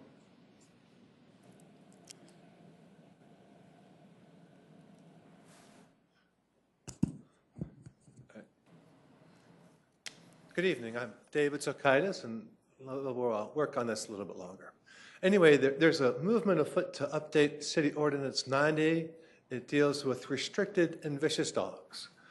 When I looked over the ordinance, it says that there are small penalties if your dog causes a small injury, and if you have a bigger injury, then you're going to get a bigger penalty. Seems pretty reasonable. And I also saw that there's a stipulation in there where if you have a particularly brutal dog, you can expect that animal to be euthanized. Again, this all looks pretty reasonable and pretty practical. I have a personal experience riding my bicycle in town next to a canine unit. I had to stop next to a traffic light, and those dogs sounded particularly nasty. The driver of the vehicle had a really hard time getting those supposedly safe dogs to be at all reasonable to the biker who was nearby. Kind of scary. Anyway, you've got this proposal, and there's a quote here. You have an exemption. You want to exempt police dogs from the entire chapter. That's what the draft ordinance says. And I think a limited exclusion would be a whole lot safer. We need canines around. They're good to catch criminals. I think the law should be revised so that the canine, the dog, can make one bite of limited damage, and that's all you get. Kind of a catch and release policy, so to speak. I think the ordinance should be revised, and if the animal causes too much injury, it should be put down, just like for anybody else, except at a higher level of injury, of course, because even if you want to apprehend somebody, you do have to cause some injury. If you look around at our world today, you can see that governments espouse official accountability, but if you try to, say, charge a police officer with assault or perjury, then you get ignored. And this is a dangerous trend for a democracy. It's great if you want to build a plutocracy or a dictatorship, and I think this general trend should be corrected, and we should make ordinances that require a certain level of accountability, and that's my recommendation. And of course, you should try to enjoy beauty. Here's a nice little picture I taken a couple of days ago. David, thank you. Appreciate it. Thanks for waiting as well, sir. Folks, anybody else? Council? Move to approve. Second, Neisert. Thank you. There's been a motion approved by Council Chair Kiley, second by Councilor Neisert. Councilor Neisert. Thank you. I just want to cover a couple topics because I did get some calls and emails about this from some, and it's a really emotional topic because obviously people love animals. I did have a chance to tour the Humane Society. That was really helpful. Their director spent a lot of time with me. This does implement an objective scale to judge the severity of bites. As much as we animal lovers don't like it, there's times where the public safety has to be preserved, and sometimes an animal's going to have to be put down. I think maybe one of the thing that came up the most was the prohibition on the feeding of strays, because it tugs at people's heartstrings and they think they're doing something good. And I just wanted to point out that feeding of the strays is done with the best of intentions and a good heart. However, it's one of those things that you learn that does more harm than good. Strays are left to fend for themselves. They get diseases. They're in the elements. They have a number of other dangers. It encourages them to come around and be around humans. They're not going to be vaccinated. They're going to be carrying diseases. And the big part is if a stray bites someone and they're not caught, that person, even a child, is going to be looking at a series of painful rabies shots. And if the stray is caught, and this is another thing that should really bother animal lovers, it will have to be destroyed to determine if it has rabies. And I won't go into the details, the gory details that I got of how they test an animal for rabies. So for animal lovers who believe they're being compassionate to strays by feeding them rather than capturing them, the details of this, that would be very disturbing to them. It was for me. So looking at the facts, this is the right thing to do, and this is actually the most compassionate thing we can do for animals and humans. Councilor Bach? Thank you. I just wanted to expand on that. If the supervisor could come up, please, and just talk just briefly about that exact same thing. Talk about that feeding of strays. Many of us garden and throw food scraps into our compost piles. And so I want you to just address that and then address the feeding of birds and feeders that maybe hang and feeders that might be on the ground. Can you talk about how does that impact that? Is that impacted by that ordinance in any way, shape, or form? That's the most concern I've heard from folks. Sure, no, those two things would not be impacted by the ordinance change. Even if there's a stray cat in my yard and he's eating in my compost pile, I'm not going to be in trouble for that. But I should maybe call animal control and say, hey, there is a stray cat. It's been eating my compost. Correct. I would say we would be focused more on intentional feeding, like with cat food or dog food, that sort of thing, rather than something that's accidental through the compost. Great, thank you. You're welcome. Councilor Seeley. And a question, I know we were talking about this with the rental agreement situation of a warrant. How are you going to approach that if someone would be feeding, maybe helping a cat in the backyard, in someone's private backyard? How are you going to go and validate that, verify that? Do you want to handle that one? I'm going to call a lawyer.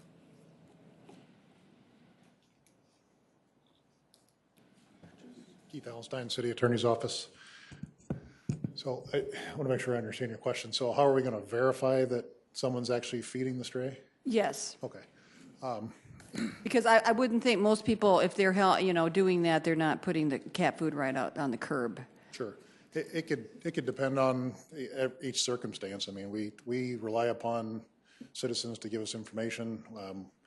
I have a case that we just filed, one neighbor against another neighbor, where they took video of the dog in their yard and defecating in their yard repeated times. I mean, there's any number of ways. Would we go to the extent of getting a warrant? I'm not sure exactly what we would look for to prove that, but I suppose that would be an option. I don't think it would probably be our first option or one that we would exercise. What would be the first option? Well, the first option would be that if we can get sufficient information, a citizen can sign a citizen's arrest form. If we can get corroboration through photos, video that the citizen has taken of this activity, those kind of things would certainly be something we would encourage first. And the same thing then, is this will have a stronger penalty than like someone who has a dog that's constantly barking? No, If someone would have a dog in there, you know, I know we had an instance where a man was sending us audio tapes of dogs that were barking constantly. It was really causing him a problem. So is this going to have more of a bite to it for enforcement than that would? No, it has the same enforcement. The problem with the example you're giving is that gentleman refused to come to court to establish any foundation for the videos that he was sending in, so he would not help us out other than to repeatedly send videos. So this would have the same amount of enforcement as that, but we would on occasion need the cooperation of the people who have the information that we need. And I should say too that I think that there's going to be an education piece here too. We're not out looking to punish people. We'll certainly encourage them to help us capture the animals, to treat them humanely, and if we can adopt them out, great. If we can't, then we'll have to be humanely dealt with. But this is not looking to generate revenue, to get people tickets and things of that nature. Roll call, please. Council members Erickson, Yes. Erpenbach, Yes. Kylie, Yes. Neitzert, Yes. Rolfing, Yes. Selberg, Yes. Starr, Yes. Staley. Yes. The council has passed 8-0. Item 36. An ordinance of the City of Sioux Falls, South Dakota, approving the naming of a facility space on public property. Good evening, Terry. Good evening. Terry Torkelson, General Manager, Denny Sanford Premier Center. At this time, I would request that this item be withdrawn. Terry, that's it? That's it. Okay. Move to withdraw. Second Erickson. Councilor Starr, thank you, has made a motion to withdraw, seconded by Council Vice Chair Erickson. Roll call vote, please. Council members Erickson, Yes. Erpenbach, Yes. Kylie, Yes. Neitzert, Yes. Rolfing, Yes. Selberg, Yes. Starr, Yes. Staley. Yes. That has passed 8-0. Thanks for being here, Terry. Item 37. Second reading, an ordinance of the City of Sioux Falls, South Dakota, declaring certain real property of the city surplus and approving offer to purchase. Good evening, City Council. Darren Ketchum, Director of Community Development for the City of Sioux Falls. Thanks for having us back again tonight to talk about the second reading. This item will declare the property surplus at what we refer to as Uptown, just south of the intersection of 2nd and Phillips. This portion that I'm talking about in this agenda item is focused on the sale of that property. The tax increment financing portions will be follow-on items after this that Brent O'Neill will go over. Next slide. So here is the project that we're talking about. Building A is largely the portion that will be built on current city property. Building B would be built on property that Lloyd Companies owns and controls. So you can see what we're talking about here is approximately, it's 129 apartments, 18,000 square feet of commercial space, in a 5-story building that overlooks our beautiful Falls Park West. This investment is valued at over $43 million.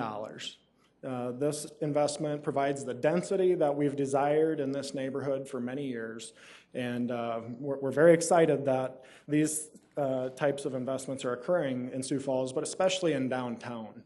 You know, it wasn't too long ago when this property was an old scrapyard. You know, a mere 14 years ago, there was tracks going through there, and there was metal salvage and a host of other things that this was being used for. So it's amazing what with some vision and some dedication over the course of decades.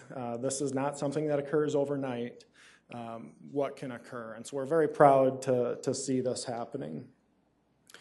The conditions that are in this offer to purchase are largely tied to Building A. However, they do reference and obligate the developer to build Building B as referenced in the development agreement. So this offer to purchase is $875,000. This is the fully appraised value for an appraisal we received this summer. The property is scheduled to start construction no later than this summer, although we do expect it to be much sooner than that, but just to provide some flexibility, there is a little bit of grace period if something should happen this fall and the construction window closes. That does provide that construction has to start by June 1st, 2018. Building A that I briefly referenced would have to be completed by November 1st of 2019. One of the things we look at when we do these types of purchase agreements is we put some provisions in there that protect the city's long-term interests. We certainly don't want to sell this property and then have it sit for speculative purposes for a number of years.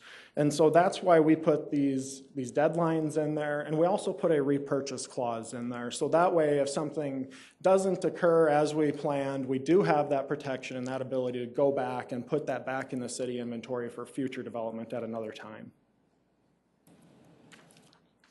So that is really the offer to purchase. Briefly, I would ask for your support. Certainly stand by to answer any questions, but this item is on the purchase. Like I said, the TIF will follow on following this. Darren, thank you very much. Is there anybody in the audience who want to speak to this item? Welcome.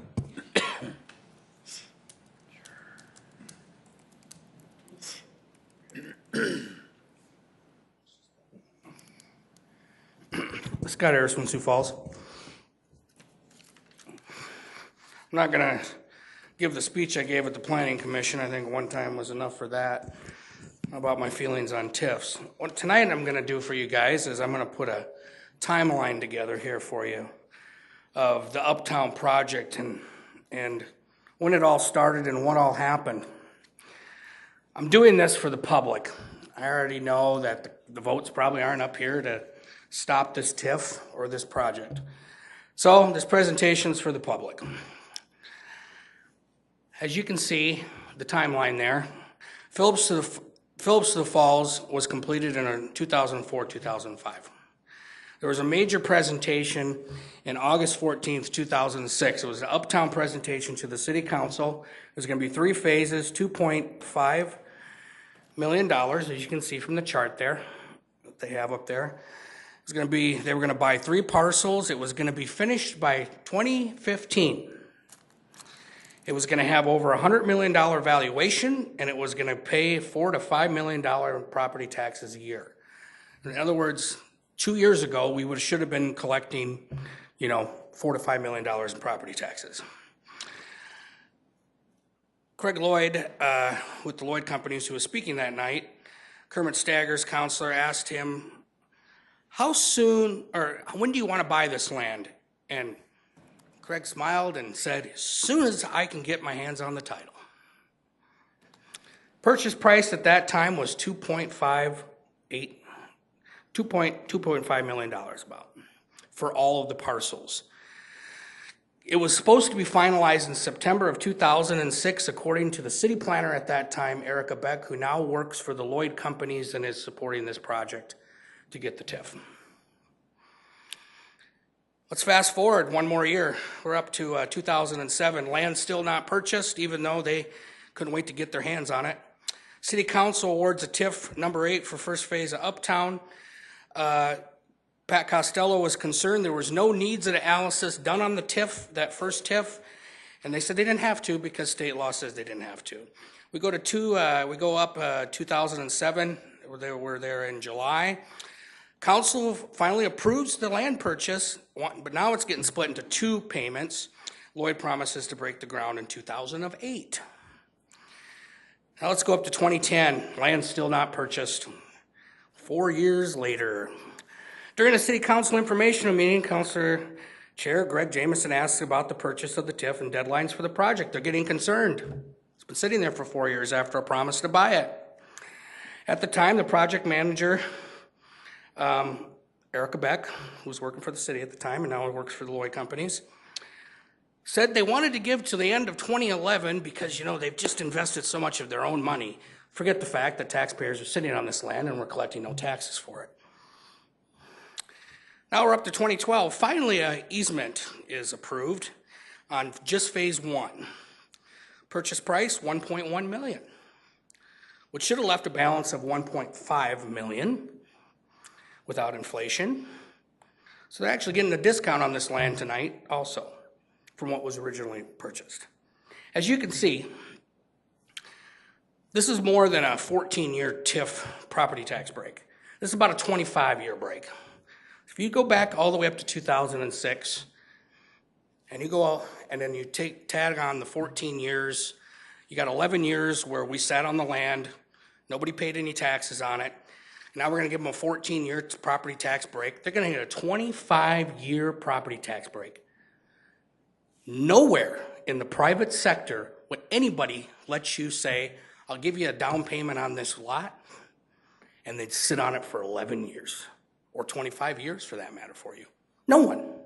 It's ridiculous. So why on earth did the city sit on this land for 11 years for a private developer? No property taxes were collected. Nothing. Just sat there.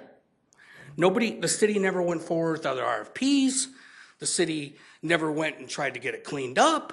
They never went and tried to get any EPA grants to clean it up, to try to sell it to somebody else. They sat on it for 11 years so this person can get it. And the very person in 2006, or the company, I should say, that wanted the land is getting it today. It's unheard of. It would never happen in the private sector. Thank you, Scott. Yeah. Folks, anybody else want to engage the council? Welcome.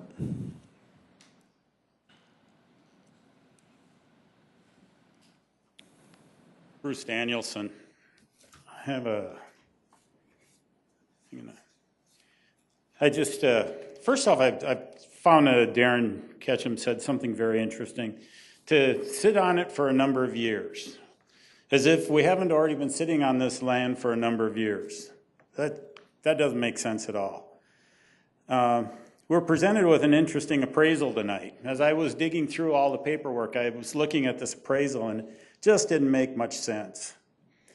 And this appraisal was done by a master, an MAI, Master of Appraisal Institute. But it looks like it also could be called made as instructed. Because the appraisals we're required for our bank loans are ordered by the banks and lenders. Appraisals are independent of us as sellers and buyers. This TIF tonight shows us an appraisal by a property valuation firm. I've done 3 different scenarios here, just playing with numbers. But this appraisal is done by a property valuation firm through a highly regarded person, but still leaves a lot of questions in the process. We're looking right now at, let's say, back in 2007, 2008, that time period, this property may have lost 30% in value because of the economy tanked. And then if you just look at the numbers that the appraiser put in there, from 3.85% to up to 12% growth during this time period, where would we be at with this property? And now we're looking at, okay, this is one case scenario. I threw another one in here that after talking with several different realtors and trying to find out what's actually been happening in the Sioux Falls market, they go, you could actually look at anywhere from 5 to 8, 10% growth per year during this time period. So this property is looking at maybe it should be worth up to $1.5 million, which now puts us back in that ballpark where we were actually on those numbers promised to us back a number of years ago. My third one just playing the same devil's advocate in the whole process, says, why aren't we getting $1.7 million for this land? Because this whole process is, we haven't taken into account any inflation. We haven't taken into account all of the improvements that have been done to North Phillips Avenue to make that property worth more. In talking with the equalization office at the county, they're not even sure how it's being calculated. So none of this is making any sense to those people that we have hired, that you people have hired, and those of us that just sit back and look at these things. None of this makes sense to us at all. Thank you. Folks, anybody else? Welcome.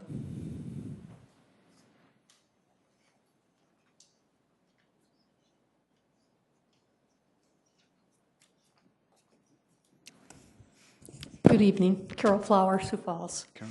I just have a few comments about this because I've not been aware of the history behind all of this, but I am very much opposed to granting a TIF to this company. I think that if a company is a multi-million-dollar company and if they want to build something and they can't afford to build it without a TIF, maybe they shouldn't be building it, period. I think that to give this amount of money, this grace period, is like a slap in the face to the taxpayers in Sioux Falls who are struggling to make ends meet, who are working to try and do the best with the property they have in the face of property increases, in the face of costs of maintenance and so forth that keep going up. I think this is a bad decision to do this. I always thought that whole area should be, was planned to be kind of like a park-like area that would lead from the downtown area to the falls. And so putting a big commercial building here just doesn't make sense at all to me. I think Sioux Falls would be better off, actually not putting anything commercial there. And so I would like you to think twice about doing this. The other thing that bothers me a little bit is that I've heard from many sources that several of the people on the city council have been involved with the Lloyd Company, talking to them, working with them on conversations about how to do this, that, and the next thing, and in fact taking money from them. And I think this is a huge conflict of interest. I think this is unethical for these council people. I don't know who they are, but to actually be allowed to vote on this.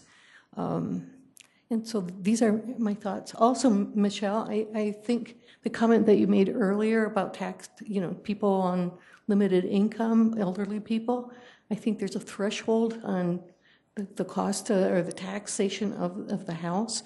So someone, for instance, who bought their house at $80,000 when they were 40, all of a sudden, by the time they get to be senior citizens and they're on lower income, all of a sudden their taxes are high, the taxation on the house is higher than the threshold. So it sort of defeats the purpose of that. So just two comments that I have. I thank you for listening. You bet, Carol. Thank you very much for being here. We appreciate it. Folks, anybody else? Council? I'll move approval, Rolfing. Second. Councilor Rolfing's made a motion to approve this item, seconded by Council Chair Kiley. A roll call vote, please. Council members Erickson, Yes. Urbanbach, Yes. Kiley, Yes. Neitzer, Yes. Rolfing, Yes. Selberg, Yes. Starr, Yes. Staley. No. That is passed 7-1. Item 55. Item 55, a resolution creating tax incremental district number 21, City of Sioux Falls. Brent? Good evening, Brent O'Neill, also representing Community Development. In conjunction with the item that just passed, there are 3 more items, and they're kind of all intertwined related to the TIF consideration. Item 55 is the boundary. Item 56 would be the project plan. Item 38 is the development agreement. I intend to hit these kind of en masse, and then our teams would be ready for any questions on these as you consider them individually. First, the boundary. We had a chance to share this with you last week, identifying the parcels in this area. It includes the entire project area, including the There's actually 2 large city parcels and 2 small city parcels that made up that total purchase. And then properties to the west of the city property is also included in the district, as is the Ransom Church, which is that far southwest property. And then as we intend for this project to do a lot of work in the right-of-way, those areas are included in the project as well. The project plan is a statutory requirement, and the real goal is to give a roadmap for how the activities are to be conducted in the district. That includes both the TIF activities that need to occur, as well as the activities that are going to go for the private development.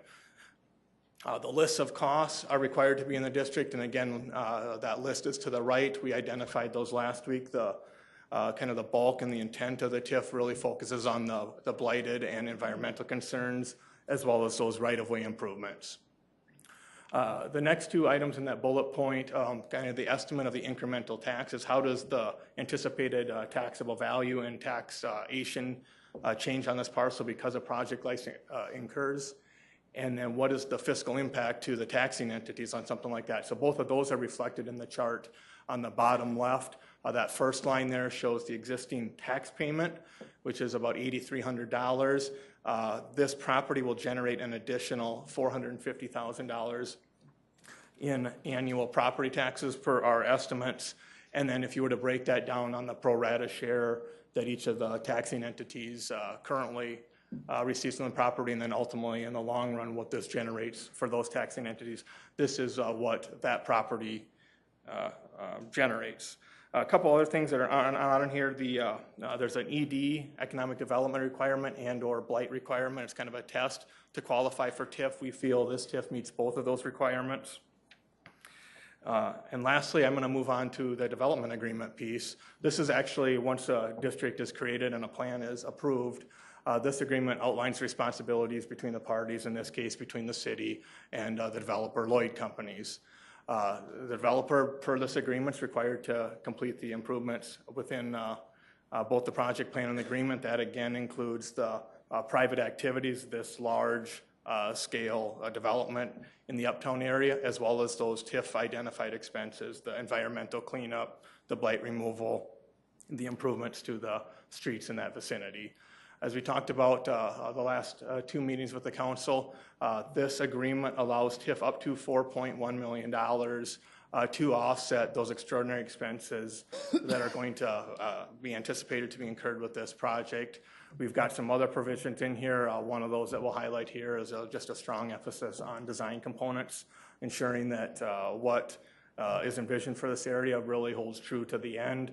We've got other things in there that we'd be happy to address, but really just speak to the quality and diligence that we try to put in these agreements to make sure that it is a win for the city and the developer, and that the city and the taxpayers have their best interests put forward. With that, I just wanted to let the council know that in addition to myself, Greg Greenfield, who represented us on the legal side, as well as representatives from Lloyd Company, are all here to address any questions you might have. Brent, thank you very much. Thank you all for being here. Is there anybody in the audience who wanted to speak to this item, the TIF? Welcome.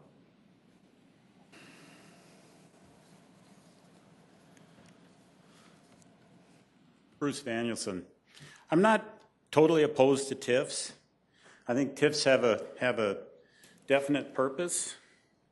A TIF should be reserved for production, businesses, office complexes used to employ people, not commercial apartment complexes to have people searching for non-existent jobs. This is a bad use for a TIF. If the rumor holds true that Sioux Falls is going to be losing another 700 jobs from a major employer, where are these people going to work that are going to be in these apartments? As someone who has traveled and worked in blighted areas of all sorts, this TIF area is not blighted. It has some issues, but they could have been remedied a long time ago.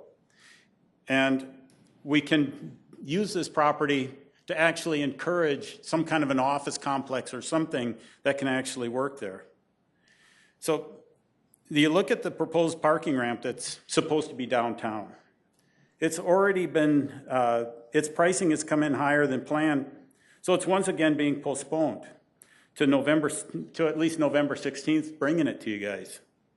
So we're having all kinds of issues with construction costs, and we're looking at some kind of a possible bust happening in some of the economy in this town. And I think this TIF actually needs to be taken off the table and put away and saved for something that's more valuable. Thank you. Folks, anybody else? Welcome.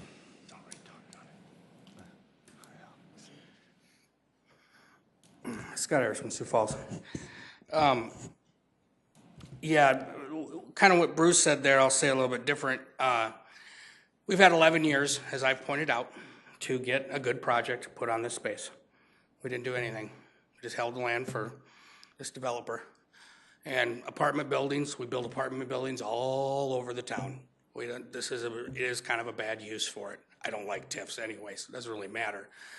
But just I want to clarify a little bit with what Carol said. I think what she was talking about is some of you who've gotten campaign funds from the Lloyd companies probably shouldn't be voting on this. Some say it was only $1,000. Well, that's all you can get from an individual is $1,000. That's the way the rules are.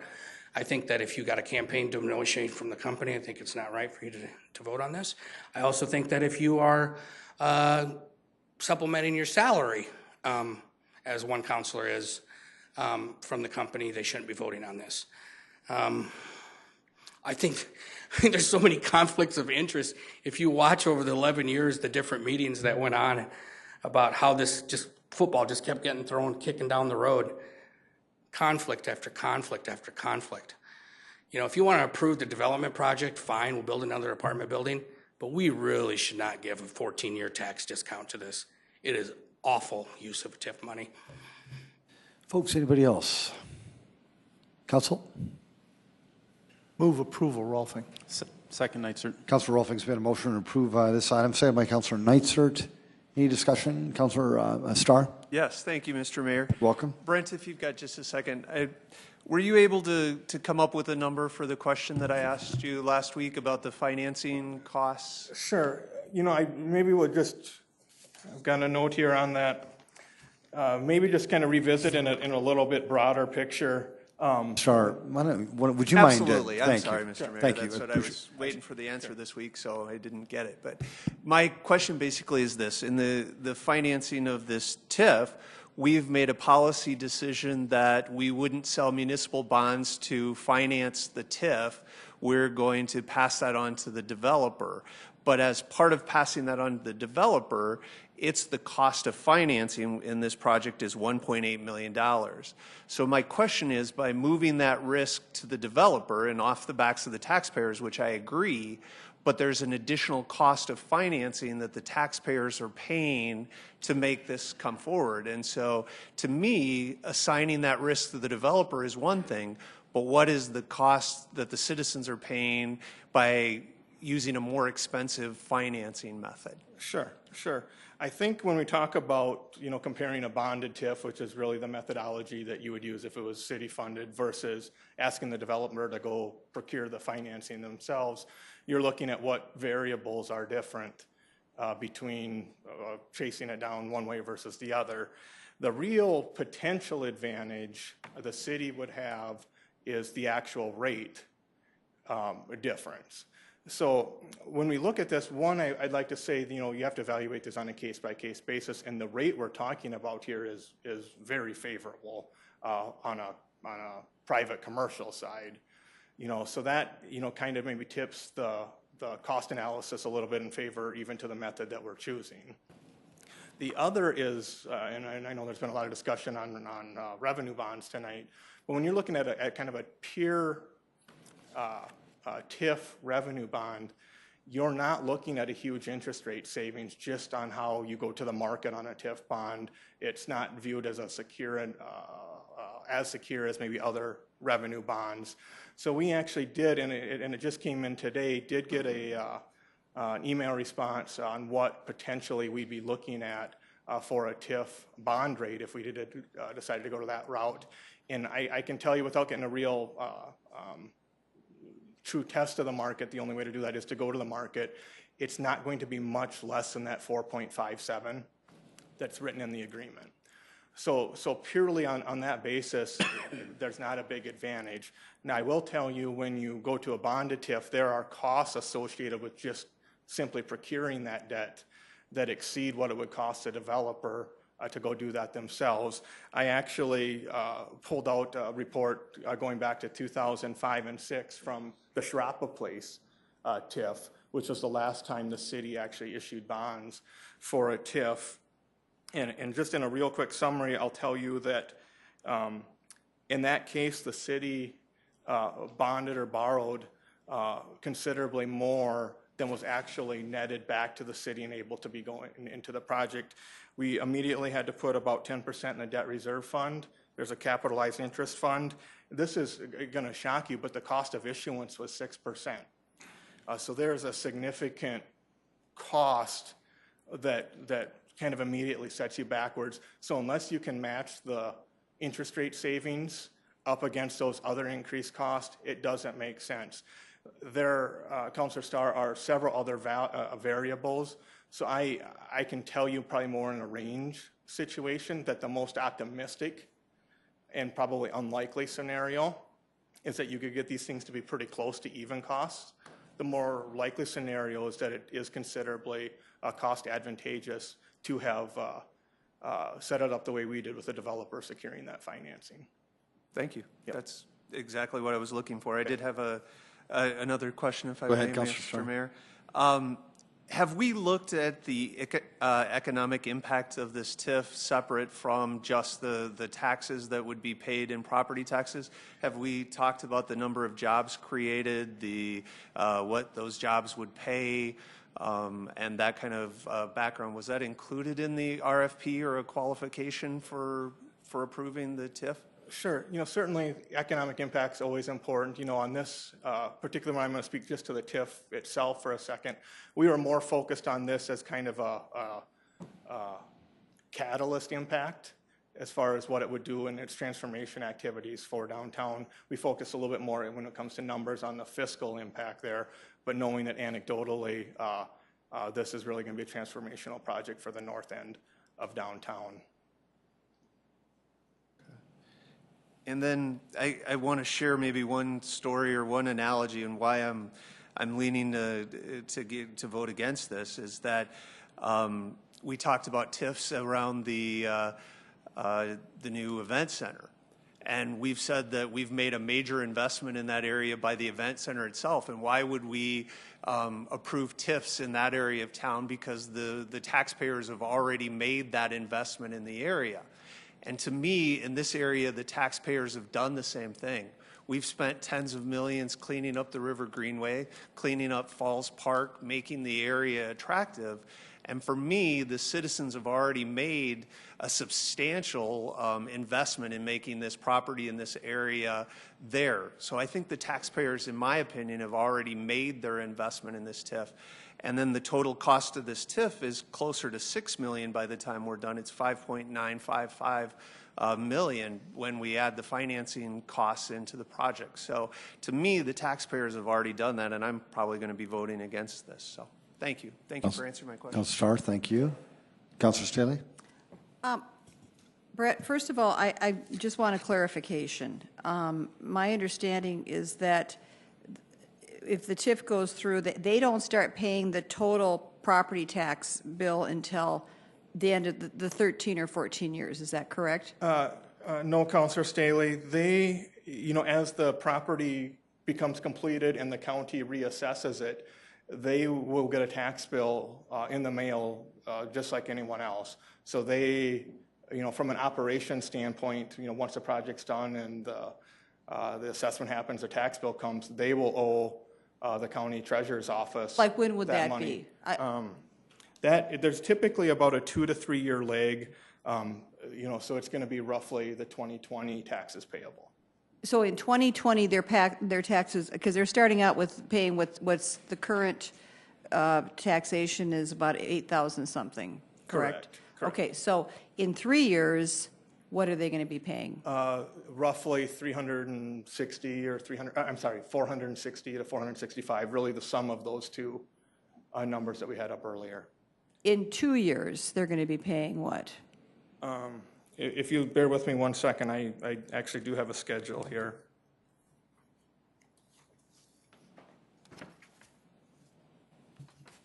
So what I want to know is when we're talking about the $4 million TIF, we're talking about $4 million, how does that play into it? If the first year is $430,000 or Yeah. $450,000, Yeah, and then how do we get to $4 million? sure. Because you're saying that after the third year, it's $300,000. Well, the schedule I have here, and maybe I'll just start there, and, you know, we've kind of built some inflationary estimates, so rather than tell you the exact numbers, I'm just going to use kind of a stabilized number of $455,000. The developer, in order to pull this whole project together, in addition to their traditional financing, is going to have to borrow an additional $4.1 million to cover these additional costs that are associated with this project. They will pay taxes like anyone else will. So again, from an operational standpoint, when this kicks in, you know, roughly 2020, that full tax bill will need to get paid. The way TIF works is, and through that developer agreement, we allow, working through the county, that increment, that $455,000, comes back to the city and placed in a TIF fund. And then that goes to pay down that $4.1 million. Right, so okay, well, so it's here and there. So let me just make a statement here. Because I've been pretty vocal against doing this project. And I want to say that I have the greatest respect for the Lloyd Company, because I don't want this to be against Lloyd or against Erica Beck. I have friends who live in their properties. So he's been a very successful businessman in our community. I don't know Craig Lloyd. I used to teach his daughter Liz, taught her music at St. Mary's when she was a 4th grader. I've never received any money from Craig Lloyd. I have no relationship with him. But this is our first experience with TIFs here on the council, and I know it's been a controversial issue in the past. But I do believe that this is a prime piece of property down near the falls. I've watched that piece of property be beautified in the last 30 years. I understand that there were 5 developers interested, is that right, with the RFP? Which, by the way, for the public to know, the RFP, most of us have nothing to do with the interior decisions that are being made. The contract comes to us firmed up and ready to be signed. And I do have a problem. I'm hoping that whoever the next mayor is, we're going to get a little more input into what's happening behind the scenes, because this is not the good way to do our governmental business. But I do believe that I understand that there's some remedial work to be done. I think that he's getting a great piece of property down there, and so I'm not going to be supporting this TIF. Councilors, any more comments? Councilor Vice Chair Erickson. Thank you.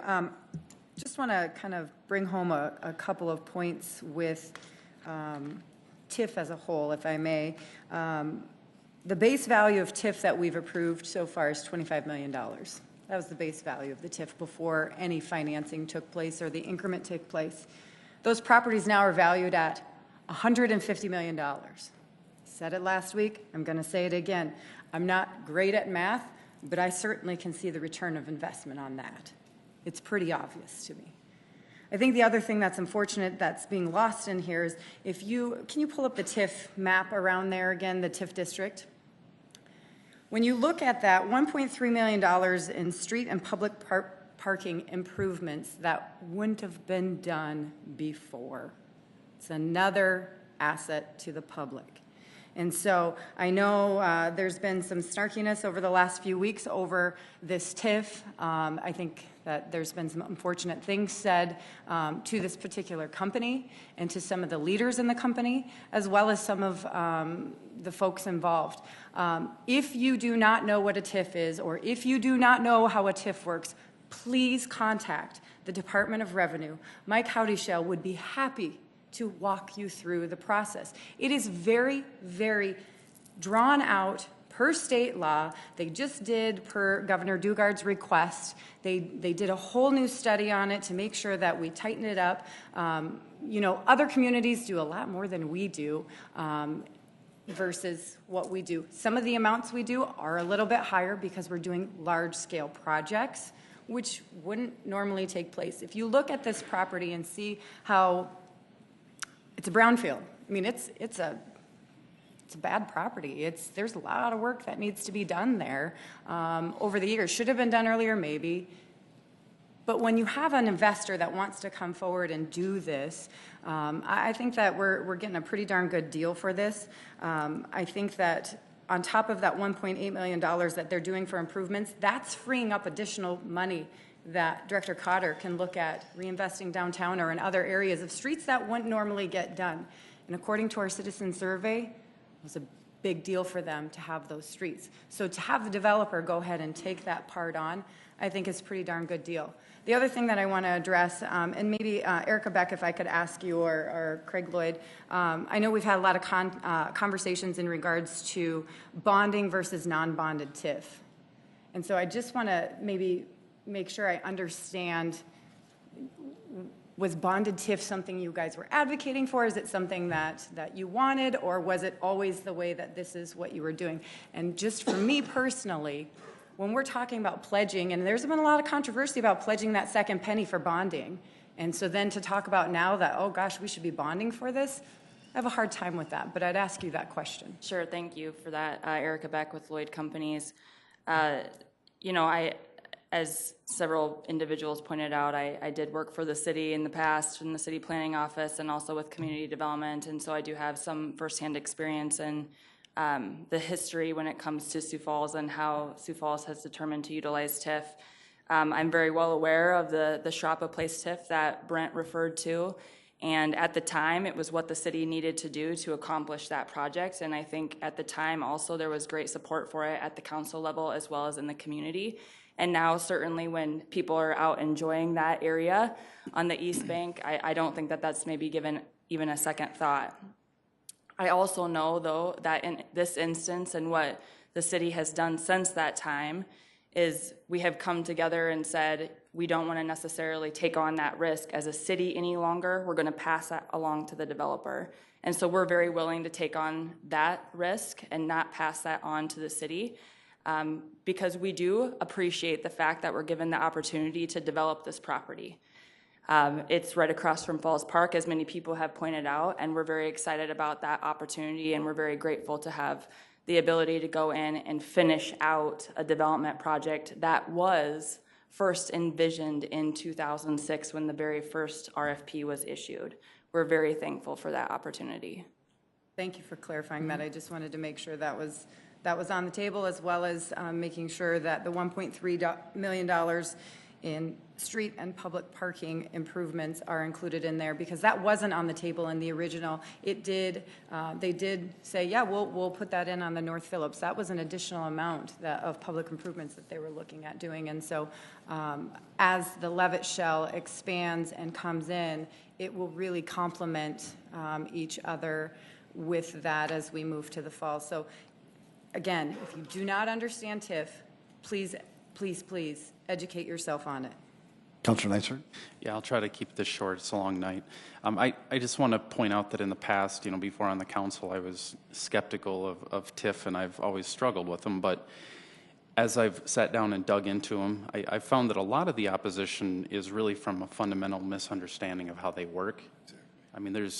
Some of it is philosophical, but a lot of it is you just don't understand how they work for many people.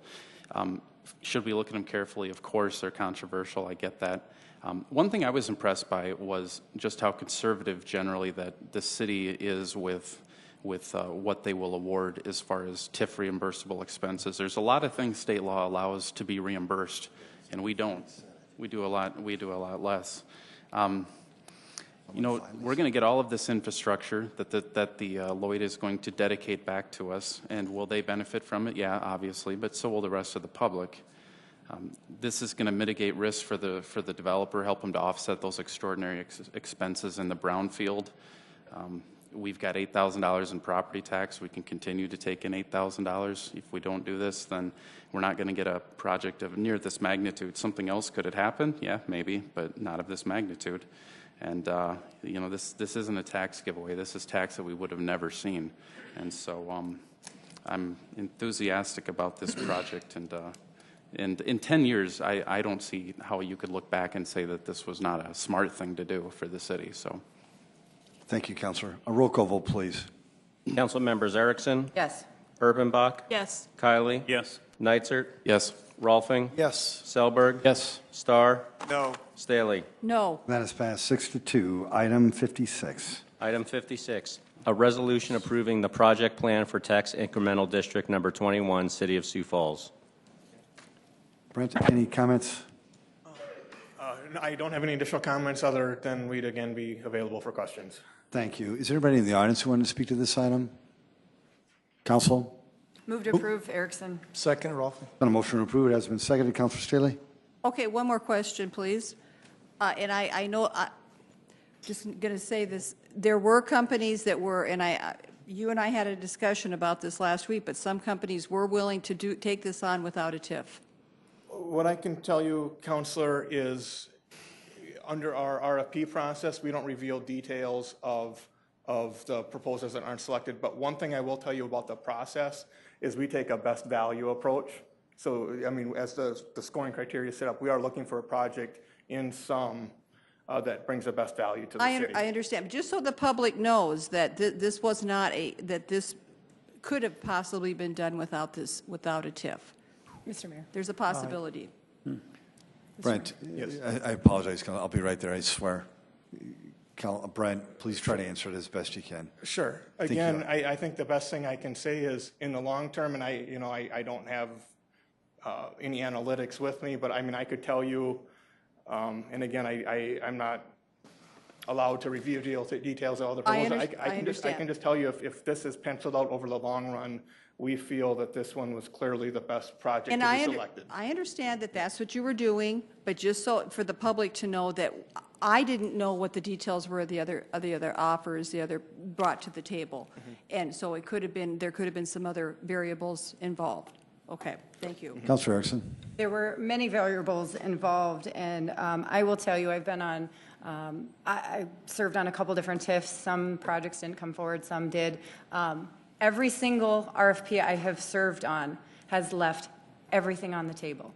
So when an RFP, from my experience, is brought forward, everything is negotiable. So as they move in and they could have a TIF, couldn't have a TIF, it doesn't matter. The other thing is with this particular project, this project included an area that we didn't expect to get. They're doing the other side of it and cleaning up Main Street, Main Avenue as well. That's a huge asset too. That was different than all the other TIFs, and so, all the other projects.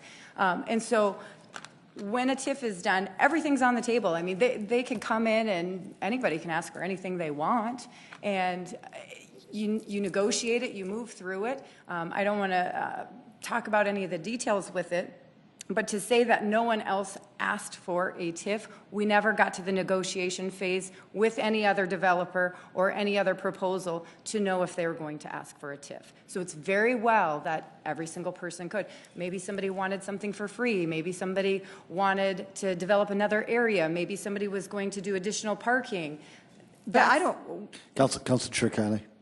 Yes, and I believe it was it a week or 2 weeks ago already that we had an informational, and it was stated at that point in time that we did have a third party that evaluated this project, and that third party stated this project would not happen without a TIF. Correct. A roll call vote, please.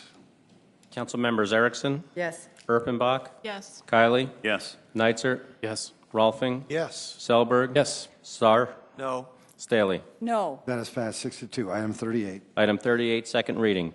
An ordinance of the City of Sioux Falls, South Dakota, establishing the tax increment revenues to be collected and authorizing the payment of tax increment revenues to C.R. Lloyd Associates Incorporated in accordance with the Development Agreement for Tax Incremental District Number 21, City of Sioux Falls. Brent?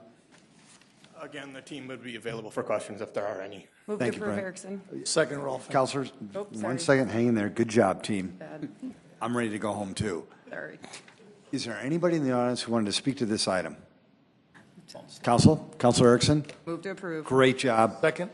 Second. A roll call vote, please. Council members Erickson, Yes. Erpenbach, Yes. Kylie, Yes. Nitzert, Yes. Rolfing, Yes. Selberg, Yes. Starr, No. Staley. No. That is passed 6-2. Item 39. Set a date of hearing and second reading for Tuesday, October 3rd, 2017 at 7 p.m. for item 39. An ordinance of the City of Sioux Falls, South Dakota, amending the Code of Ordinances of the city by revising Chapter 111, restrictions on issuance of malt beverage retailer licenses. Mr. Mayor? Yes, Councilor Nicer, sir. Thank you. You're welcome. I'll address this. In May of 2016, we approved a ordinance that removed all references to video lottery and it clarified occupation separation. In the interim time frame, many of us have had a chance to visit some of these establishments, and we've understood better the business model and some of the safety concerns. This proposed ordinance addresses unintended consequences while preserving the spirit of the law. It provides a reasonable assurance that alcohol cannot easily or inadvertently pass between the licensed establishments. In detail, we changed the word occupancy to licensed premises, and we do some other cleanup language. That's just to get in line with the SDCL and the administrative rules from the Department of Revenue. It's just cleanup. The substantive part is that we allow a door between the two establishments that must meet both of the following criteria. Inaccessible to the public. In other words, it has to be in a back room or an office, not out where the public has access. In our visits, what we saw is that employees would literally have to walk outside to go from one side to the other if they're doing any number of things, carrying cash back and forth, things like that. The other thing is alcohol cannot be stored in the room where the door is. If there's a door between the establishments and the back room of the office, alcohol cannot be stored in that room. That's to help to prevent inadvertent or easy passing of alcohol. We allow an opening in a refrigerated unit that allows air to pass between the two premises for a common refrigeration unit. What we've seen is that the proprietors who have an establishment where they have two licensed premises, like a video lottery casino, has to put in two refrigeration units, and they could do it with one, and we're just creating more cost for really no benefit. The area accessible to the public continues to not allow any openings except those for plumbing and HVAC. And then we also allow an enclosed common entry, but only so long as that entry is not part of the licensed premises. Right now, you have to enter from the outside into either one of the establishments. So for an example, an employee would have to walk outside to get to the other side. So this, you could have a little, basically sort of a vestibule that you could walk in, and you have a door to the left and the right. The problem that we're resolving is that, as I said, we have a security risk here with employees that would have to go outside to go in between both units. And the businesses have to have extra costs to create this second refrigeration unit. It imposes unnecessary costs on those establishments, and it's really possible for us to separate the alcohol, keep them on their own premises, meet the spirit of state law without imposing extra burden, really for no reason, on small business. And so this is a way that we can kind of fine-tune this a little bit so we can meet the spirit, but make this a little bit more business friendly, and also to protect the employees who should be safe. So I would move approval. I'm sorry. It's all right, Councilor Erickson. I'm sorry. Councilor Nitzert would like to make a motion to set the date of hearing and second reading for Tuesday, October 10th for this particular item, and it has been seconded by Councilor Erickson. Thank you. Any discussion, Council? Councilor Erickson. I'll just add, Councilor Nitzert and I started having this conversation and talking about it. We took a few tours, as well as most of the council did, and were on the council at that time. And as we did that, we saw maybe some unintended consequences that we wanted to create a more business-friendly climate. We have gauged many in this conversation and reached out to all types of alcohol license and beer licenses, to making sure that it's vetted, they approve, and that we're not missing something. And so we took some feedback from some different folks, and would ask your support in this. Councilor, thank you as well. A roll call vote, please, on setting that date of hearing. Council members Erickson? Yes. Erpenbach? Yes. Kylie? Yes. Nitzert? Yes. Rolfing? Yes. Selberg? Yes. Starr? Yes. Staley. Yes. And thank you, Council. That was passed 8-0. Item 40. Set a date of hearing and second reading for Tuesday, October 3rd, 2017 at 7 p.m. for item 40. An ordinance of the City of Sioux Falls, South Dakota, rezoning property located at northeast corner of North Career Avenue and West Benson Road from the RS Single Family Residential Suburban RD1 Twin Home Duplex Residential Suburban RA2 Apartment Residential Moderate Density and O Office Districts to the CN Conservation RA2 Apartment Residential Moderate Density LW Live Work and C4 Commercial Regional Districts. Petition number 6725-2017 and amending the official zoning map of the City of Sioux Falls. Planning Commission recommends approval 5-0. Jason Bieber representing Planning and Building Services. This is an application by John Heck. The owner is Kent Cutler. It's located at the northeast corner of West Benson Road and North Career Avenue. It's roughly 74.3 acres in size. The purpose of this application is they're looking at constructing a future office, commercial, and multifamily residential development. Jason, thank you. Council? Move to approve. Thank you, councilors. Appreciate that. Roll call vote, please. Council members Erickson? Yes. Erpenbach? Yes. Kiley? Yes. Neitzert? Yes. Rolfing? Yes. Selberg? Yes. Starr? Yes. Staley. Yes. Councilors, thank you. That is passed 8-0. Item 41. Set a date of hearing and second reading for Tuesday, October 3rd, 2017 at 7 p.m. for item 41. An ordinance of the City of Sioux Falls, South Dakota, rezoning property located at 1210 North Weber Avenue from the I-2 Heavy Industrial District to the REC Recreation District, petition number 7098-2017, and amending the official zoning map of the City of Sioux Falls. Planning Commission recommends approval 5-0.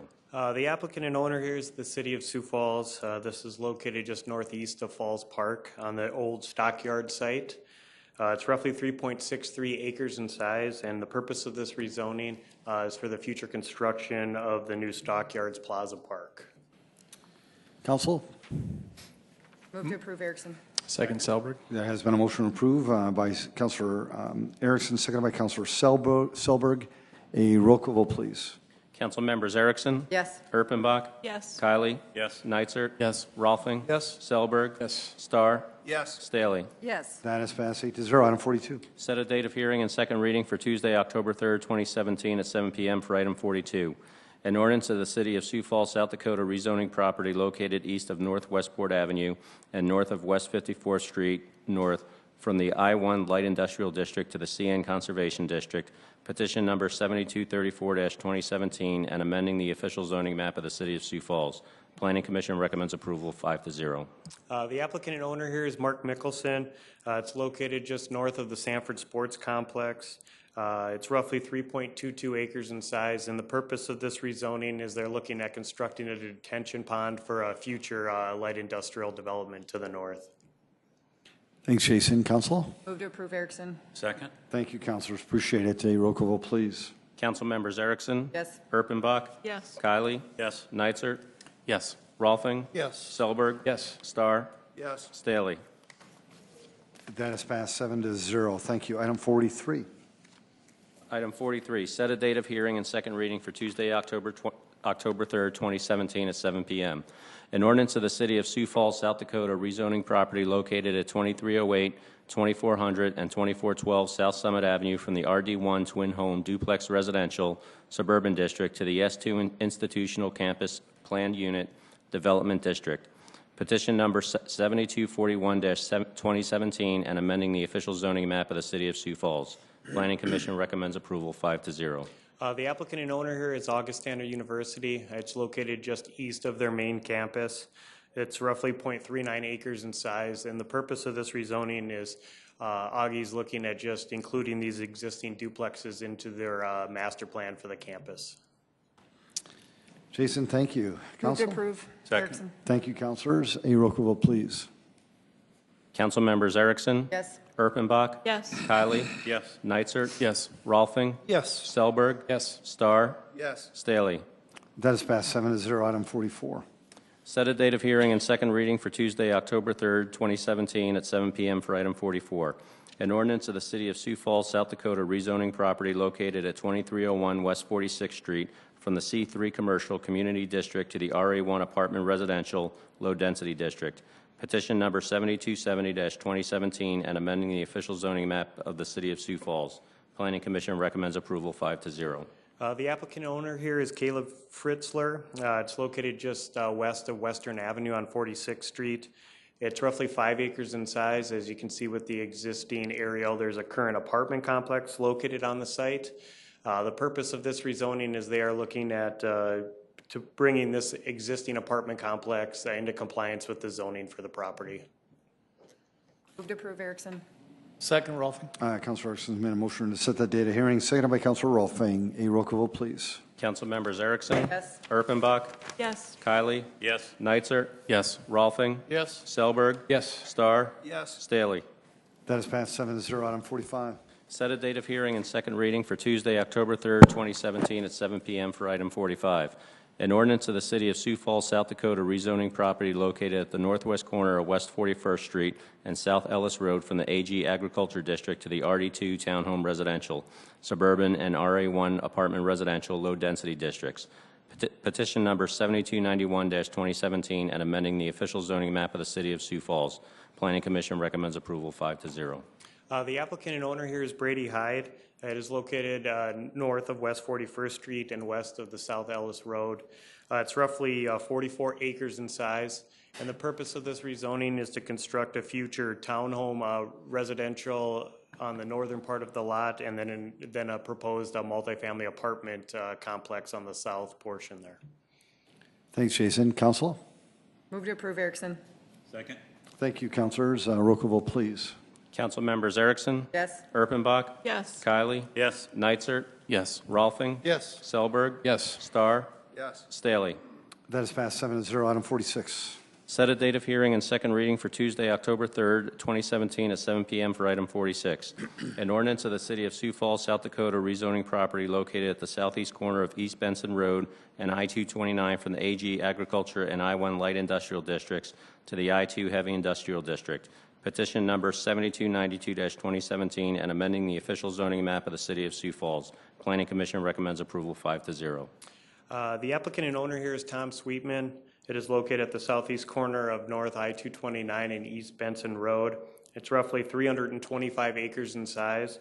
The purpose of this rezoning is they are looking at constructing a future heavy industrial development on this 325 acres. Move Jason. to approve, Erickson. Second. Thank you, councilors. A roll call vote, please. Council members Erickson? Yes. Erpenbach? Yes. Kylie? Yes. Neitzer? Yes. Rolfing? Yes. Selberg? Yes. Starr? Yes. Staley? Yes. That is passed 8-0. Item 47. Set a date of hearing and second reading for Tuesday, October 3rd, 2017 at 7 p.m. for item 47. An ordinance of the City of Sioux Falls, South Dakota rezoning property located south of West 32nd Street and west of South Kinderhook Avenue from the LW Live Work District to the RD2 Townhome Residential Suburban District. Petition number 7293-2017 and amending the official zoning map of the City of Sioux Falls. Planning Commission recommends approval 5-0. The applicant and owner here is Chuck Point with Ronning Companies. It's located south of West 32nd Street and west of South Kinderhook Avenue, just east of the South Ellis Road. It's roughly 3.4 acres in size, and the purpose of this rezoning is they're downzoning this property from apartments and office to just strictly townhomes. Move to approve, Erickson. Second. It's been a motion to approve this item for second reading. Seconded as well. A roll call vote, please. Council members Erickson? Yes. Erpenbach? Yes. Kylie? Yes. Neitzer? Yes. Rolfing? Yes. Selberg? Yes. Starr? Yes. Staley? Yes. That is passed 8-0. Item 48. Set a date of hearing and second reading for Tuesday, October 3rd, 2017 at 7 p.m. for item 48. An ordinance of the City of Sioux Falls, South Dakota rezoning property located at southwest corner of West Maple Street and North Westport Avenue from the C4 Commercial Regional District to the I-1 Light Industrial District. Petition number 7295-2017 and amending the official zoning map of the City of Sioux Falls. Planning Commission recommends approval 5-0. Yes. The applicant here is Tony Schwartz. The owner is David Graham. It's located a portion of the old Oaks Hotel site. It's roughly 3.7 acres in size. The purpose of this rezoning is they are looking at constructing a Viking glass warehouse and manufacturing building on the northeast portion of the old Oaks Hotel site. Jason, thank you. Move to approve, Neitzer. Second. Councilor Neisser's made a motion to approve the second reading, seconded by Councilor Vice Chair Erickson. A roll call, please. Council members Erickson? Yes. Erpenbach? Yes. Kylie? Yes. Nitzert? Yes. Rolfing? Yes. Selberg? Yes. Starr? Yes. Staley? Yes. That has passed 8-0. Item 49. Set a date of hearing and second reading for Tuesday, October 3rd, 2017 at 7 p.m. for item 49. An ordinance of the City of Sioux Falls, South Dakota rezoning property located at northwest corner of West 6th Street and South Minnesota Avenue from the RT1 single-family residential traditional and RA1 apartment residential low-density districts to the C2 commercial neighborhood and streetcar district. Petition number 7299-2017 and amending the official zoning map of the City of Sioux Falls. Planning Commission recommends approval 5-0. The applicant here is Carol Mueller with Minnehaha County. The owner is Murray Properties. It's located at the northwest corner of West 6th Street and South Minnesota Avenue, just west of the Minnehaha County Courthouse. It's roughly 0.40 acres in size. And the purpose of this rezoning is they are looking at combining these parcels with the existing key real estate building to the north, and then demolishing that building and constructing an accessory parking lot for Minnehaha County. This parking lot will be across Minnesota Avenue. However, this intersection is a lighted intersection, which should help get pedestrian traffic over to the east of Minnesota Avenue. Thank you, Jason. Councilors? Councilor Nitzert.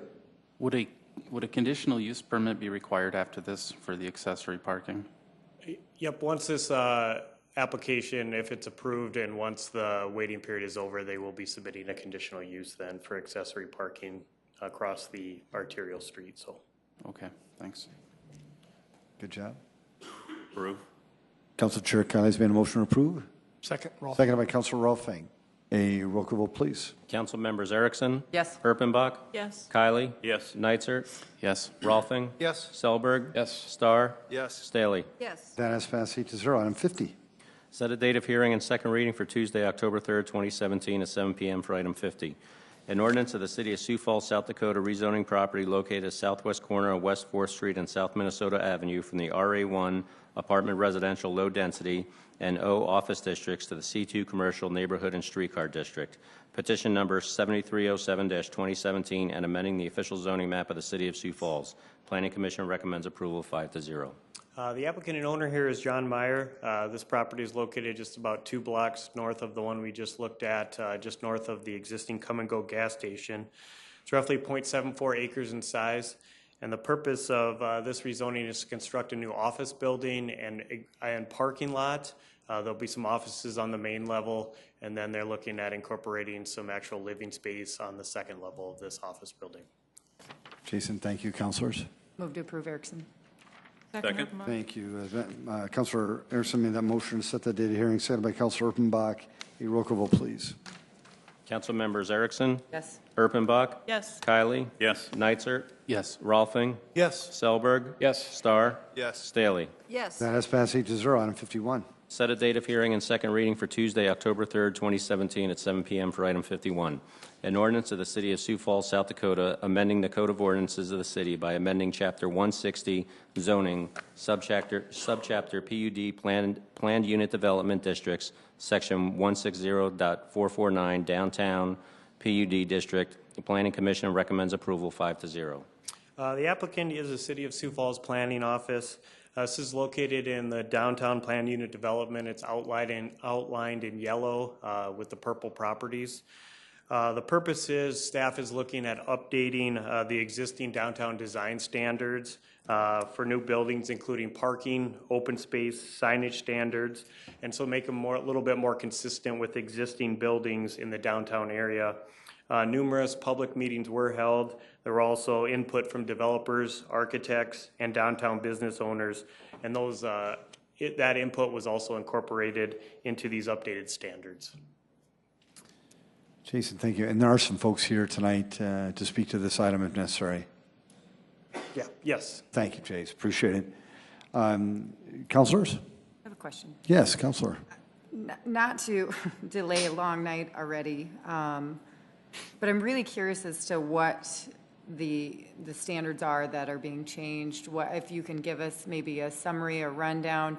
I know we didn't have an informational and we didn't go to land use. I don't know if we could maybe delay it 1 week and really kind of dive into it a little bit more as what those standards are. I know we've we hear oftentimes to develop downtown, it costs more anyways. And so the last thing that I want to do is approve something that's just going to add more costs to the developer and potentially slow the downtown development. And I think I'll defer to Mr. Cooper. I know he's worked on this quite a bit with one of our other staff members. He may be able to give you a better idea of. Thank you. Michael, thanks for staying here tonight. Sure. Got a couple more to go. We'll be happy to provide you some more information, but really what we're doing is we're providing more options. We've had design standards in the downtown area for quite a few years. They're out of date. They were really focused on more the historic look of buildings. And now with a variety of architectural materials and styles and development ideas, even the one that you voted on earlier tonight with the Uptown project, that kind of building quality is what we're looking at, just clarifying what we'd like to see in the rest of the downtown.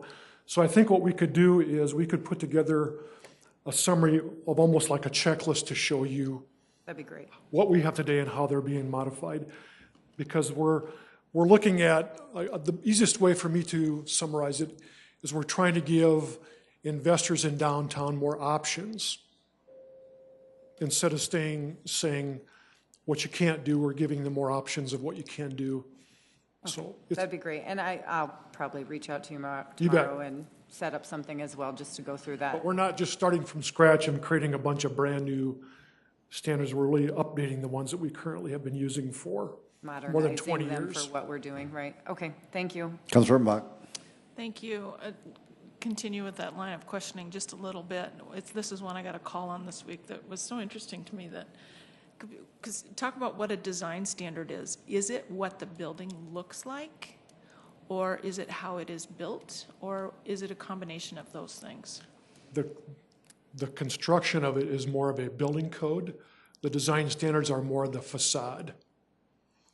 The materials, the building height, the building width, the streetscaping. What you see is when you walk by the building or when you drive by the building versus the structural integrity of the building, which is a building code. That's going to be part of that conversation then in terms of that checklist is that, you know, who decides what's a nice looking building and what's not? And that's why we've tried to provide options rather than just saying, this is how it shall look. Right, good, thank you. Councilor Staley. Well, and on that same topic, I have heard from citizens, and I've observed myself, some of the buildings going up downtown have somewhat of a warehousey look. Case in point, the one right across from the Sunshine Grocery Store. I mean, aesthetically, we're getting, maybe it's less cost to have a brick front or to make it look a little more classical.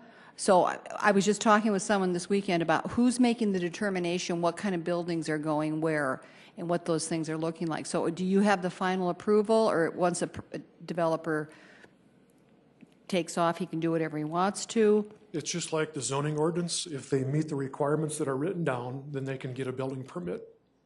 But when you're talking about design standards here for the downtown area, I mean, I would think that somebody's going to have some input to say, you know, 50 years from now, we're going to want this building's going to be here. So you can just put any kind of shape in there and outside structures you want to. You, as the council, are being asked to adopt these design standards that we will enforce. So that's what we're presenting to you, is a set of standards, guidelines, just like a zoning ordinance, like a building code, that we as the administration can enforce. That's what we're going to use them for. So right now that doesn't exist. It does, but it's more than 20 years old. So we're trying to update them based on what we're seeing for downtown activity. The other one that's really motivating this change is the ongoing idea to redevelop the rail yard site. So we're looking at how we can incorporate design standards that will help implement that master plan that we put together with the public input. So there's a lot of thought that's been put into this, and I think, again, it's providing that checklist or maybe some visuals to help explain what do we have today and what is this going to mean for the future. We would be happy to do that versus a paragraph. If you give us the chance, we'll do that for you. Councilor Starr. Yes, Director Cooper, just help me where the input that staff got from, whether it's the Downtown Association, the home builders. I'm trying to think of what groups we would normally include. I'm assuming we went through one of the 60-plus committees that we have to go through this process. We went through a series of open houses at the Design Center and other places. Sure. We worked with downtown Sioux Falls. We worked with different developers, including architects, people that have expressed an interest in the downtown. Those are the people that are going to be using them for the most part versus a person that's going to be building a new house. So we've tried to get as much public input as we can of people that are going to take an interest in this idea. Visual Arts Commission, Planning Commission, the list goes on and on. That's good for me. Yeah. Thanks. Councilor Starr, would you mind setting a date of hearing, second reading for Tuesday, October 3rd for this item? I would move to set the date of hearing. Thank you, Councilor Starr. Second. Thank you, Councilor Selberg. A roll call vote, please. Council members Erickson, Yes. Erpenbach, Yes. Kylie, Yes. Nitzert, Yes. Rolfing, Yes. Selberg, Yes. Starr, Yes. Staley. Yes. That's passed 8-0. Item 53. A resolution approving the 2017-2018 budget for the Sioux Falls Convention and Visitors Bureau Business Improvement District. Terry, are you speaking on this particular item? Or thank you. Welcome. Good to have you here, Terry, and thanks for staying so late. Appreciate it. Thank you. Terry Schmidt with the Sioux Falls Convention and Visitors Bureau. Just want to thank you for allowing me to present to you this afternoon. Hope we got all your questions answered and had a good discussion. And I would ask for your approval of our budget. Thank you. Terry, thank you very much. Before I go to the council, is there anybody in the audience who wanted to speak to this item? Councilors? I would move approval, Rolfing. Second. Councilor Rolfing's made that motion, seconded by Councilor Kiley. Councilor Chair Kiley. A roll call vote, please. Council members Erickson, Yes. Erpenbach, Yes. Kylie, Yes. Nitzert, Yes. Rolfing, Yes. Selberg, Yes. Starr, Yes. Staley. Yes. That has passed 8-0. Item 54. A resolution vacating a portion of the Mall Avenue right-of-way as shown on Exhibit A. Mr. Mayor, I'll make a motion to defer to Tuesday, November 7th, 2017. Second, Second. Erpenbach. It's been a motion to defer this item to Tuesday, November 7th, 2017, seconded by Councilor Erpenbach. A roll call vote, please. Council members Erickson, Yes. Erpenbach, Yes. Kylie, Yes. Nitzert, Yes. Rolfing, Yes. Selberg, Yes. Starr, Yes. Staley. Yes. That has passed 8-0. Item 57. A resolution authorizing the City of Sioux Falls to gift a vehicle to the City of Davis, South Dakota. Welcome. Captain Rich Miller with the Police Department. Approximately a month ago, the mayor received a letter from Jay Love, who's the town board chairman for the City of Davis, South Dakota, asking if we would have any police patrol vehicles that we were surplusing or phasing out that we could donate to them for use in their community. We have done this in the past for other communities, and they were aware of that, although it has been several years since we've done that. We did identify a vehicle that we think would suit their needs. It's a 2013 Ford SUV with approximately 98,000 miles on it. It has a good maintenance record. There's some other equipment in that vehicle that we are updating or upgrading that we will not need that we could also give to them that would help out, including the light bar, the rear cage, not the full prisoner cage, but the rear cage that separates the rear seat and the cargo area, a computer mount, antenna, center console, and the siren speaker. And we're just looking for the authorization to donate this vehicle to them. Is there anybody in the audience who wants to speak to this item? Councilors? Move to approve. Second, Erpenbach. On a motion to approve this item has been seconded. A roll call vote, please. Council members Erickson, Yes. Erpenbach, Yes. Kylie, Yes. Nitzert, Yes. Rolfing, Yes. Selberg, Yes. Starr, Staley.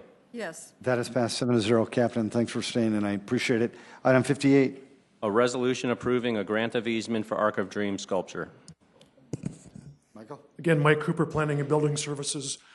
So tonight we've been talking about development of North Phillips Avenue. We're talking about some updated downtown design standards. And now we have a great opportunity to add another exciting addition to the downtown. This is called the Arc of Dreams. This is being presented to us by Sculpture Walk. This will be a privately funded addition to the downtown area. The Arc of Dreams will extend over the Big Sioux River from the west side, which is at Raven Industries, and the east side over at Sharapa Place. This will be located on private property, will be funded privately, will be maintained privately. There's no city funding, there's no city obligation, except that a portion of the arch, the arc, will extend over the greenway on the east side. So with that, we need to grant an easement for the installation of this piece. On the east bank of the Big Sioux River, there will be an easement of approximately 20 feet wide by 50 feet in length, where the east arc will extend over the greenway. It will be probably about 40 to 45 feet above the bike trail. The overall arc is going to be about 70 feet above the river with an approximate 18-foot gap in the middle. Quite a dramatic addition to the downtown area, and it will be lighted throughout the year. So what you're being asked to approve tonight is the grant of easement over this portion of the River Greenway. This has also been reviewed with a recommendation for approval by the Visual Arts Commission and the Parks and Recreation Board. Both of those meetings took place on August 15th. So again, I want to emphasize that with this project, we will be issuing building permits for the footings and the foundation, which will be on private property. Sculpture Walk will be putting together a maintenance fund of about $50,000 to secure funding for the future maintenance of the sculpture. They will be providing insurance. They will be responsible for the lighting for all future maintenance of this. And it's also going to tie in to the plaza that's being proposed on the west side. The naming of that will be the Metley Plaza, which will also be on private property. So this is another exciting venue for downtown. It's going to be an iconic feature for the city of Sioux Falls. There's nothing else like this in the country. The artist is Dale Lamphere, who has a lot of talent. And so if you have any questions about the piece, Jim Clark and others are here tonight representing Sculpture Walk. The indication is that they could begin construction of those footings as early as this fall with completion by the fall of 2018. So tonight, what you are being asked to approve is this grant of easement on the east bank of the river. Thank you. Michael, thank you as well. Thanks for staying here tonight. We appreciate it. Did anybody want to speak to this item? Welcome.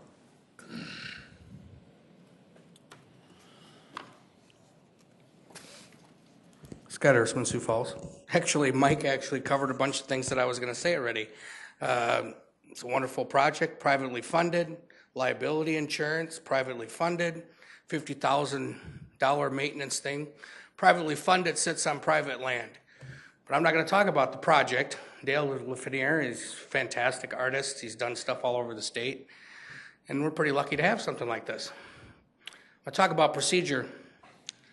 I've asked you repeatedly over the couple of weeks, who signed off on a temporary easement on this project? Nobody had an answer. I emailed the city council and the mayor's office. I got a response from Russ Sorensen.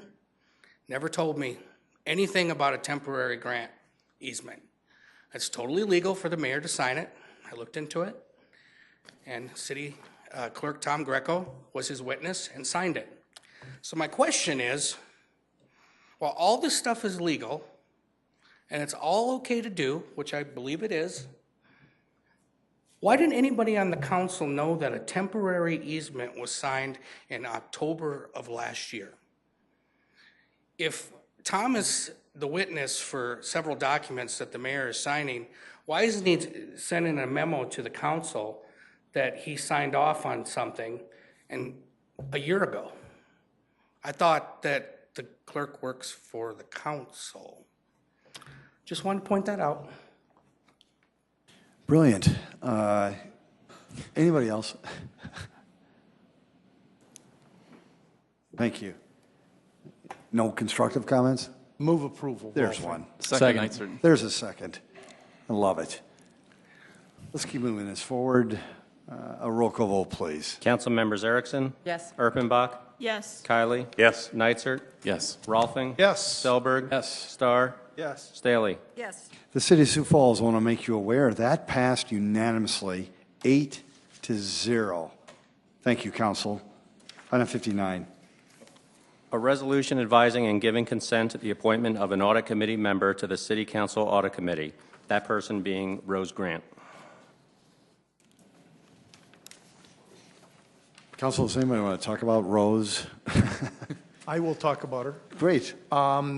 She's very qualified, a CPA, and has does audits all along as part of her practice, and will make a great member to our audit committee.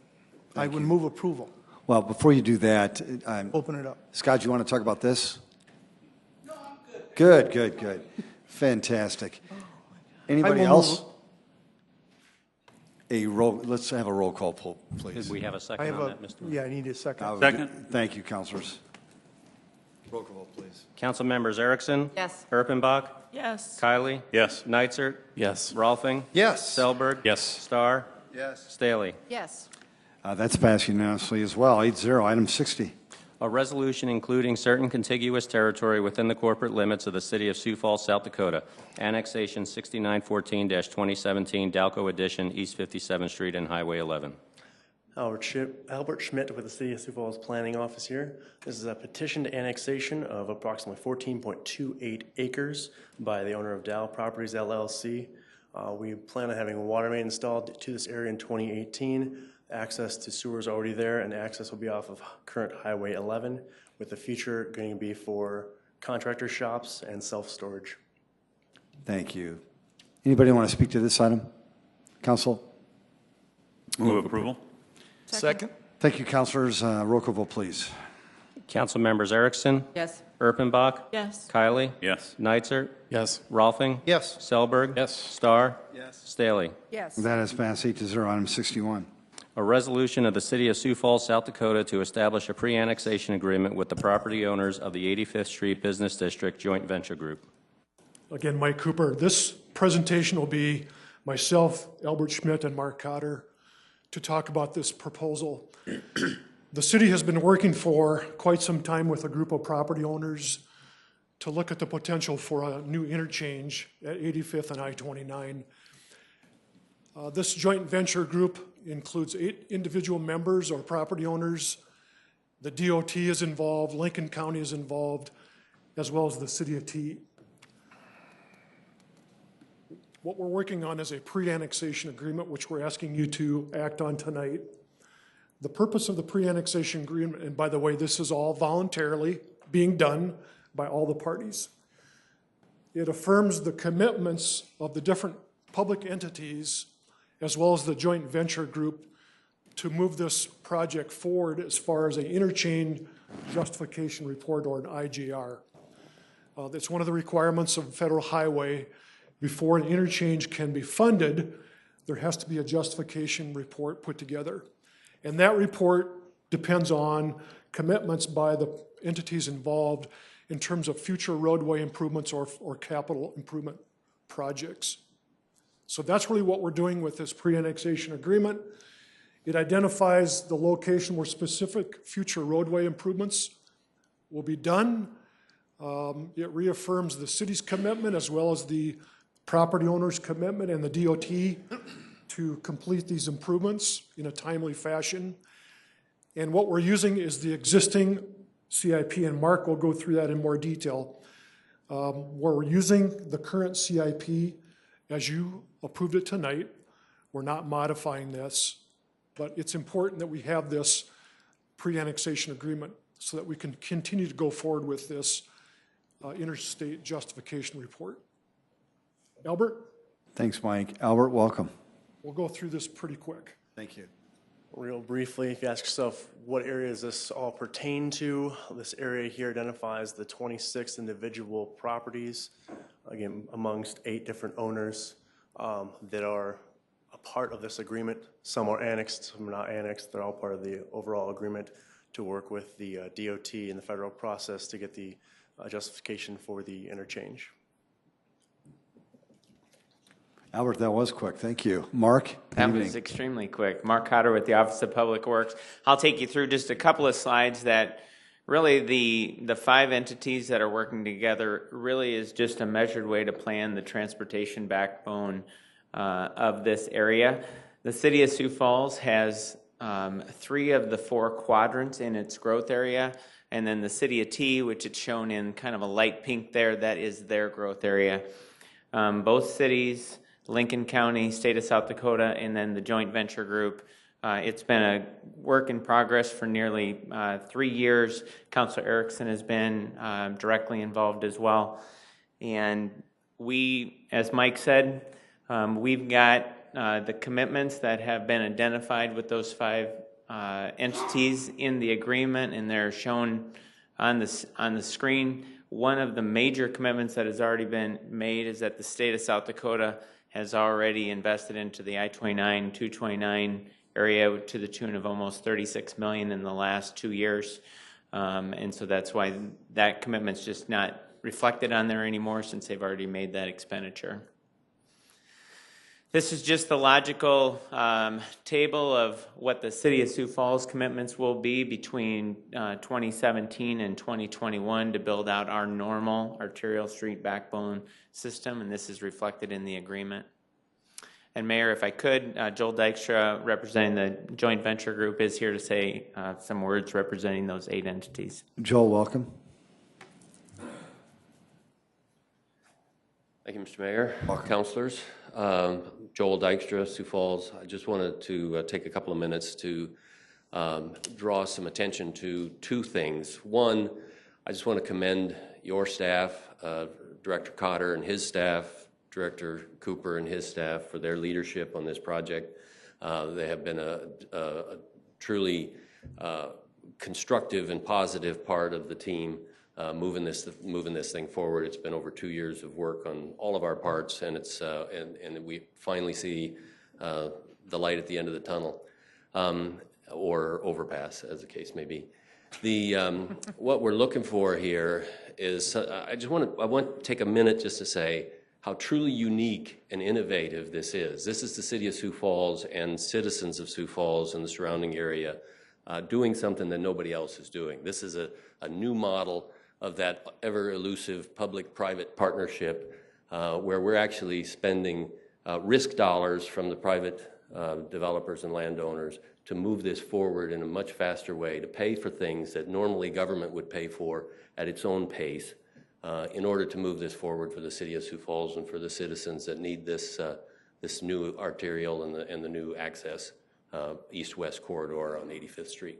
So thank you for your support. We'd ask you to your approval tonight, but also offer any answers to any questions you might have. Joel, thank you. Mike, any further comment? Just one final comment. This is a pre-annexation agreement, and what this does is that once we've gone through the federal highway requirements, and we know that the project is going to go forward as we implement our CIP, the property owners will come forward with their voluntary petitions. So it doesn't give them a specific timeline. It's really up to them to petition us voluntarily when they want to be annexed. So it's really it's a good win for everybody to go forward. Thanks, Mike. Is there anybody in the audience who wanted to speak to this item? Move approval, Erickson. Second, Urbanbach. A motion to approve by Councilor Vice Chair Erickson, second by Councilor Urbanbach. A roll call vote, please. Council members Erickson? Yes. Erpenbach? Yes. Kiley? Yes. Neitzert? Yes. Rolfing? Yes. Selberg? Yes. Starr? Yes. Staley? That is passed 8-0 on 62. A resolution approving the release of part of a permanent easement located in lots 3 and 4 in Block 1 of Windswept Meadows addition to the City of Sioux Falls, Lincoln County, South Dakota. All right, Mayor, City Council, for the last item tonight, this is a easement, a permanent easement down in the area of 85th Street and Western Avenue. It was established in 2009. There are no utilities in this easement. The property owners have requested this easement to be released or a portion thereof, and we support their request. Thanks, Mark. Thanks for staying here tonight. Appreciate it, and your team as well. Anybody in the audience want to speak to this item? Council? Move to approve. That's fine, guys. Second. A motion to approve this resolution has been seconded. A roll call vote, please. Council members Erickson? Yes. Erpenbach? Yes. Kiley? Yes. Neitzert? Yes. Rolfing? Yes. Selberg? Yes. Starr? Yes. Staley? That is passed 8-0. Any new business, Council? Second. It's been a motion to adjourn. It has been seconded. People of Sioux Falls, the City Council started working long time ago. and it is now 10:18 p.m., and they want to go home. All those in favor say aye. Aye. Opposed? This meeting is adjourned. Make it a great night, Sioux Falls.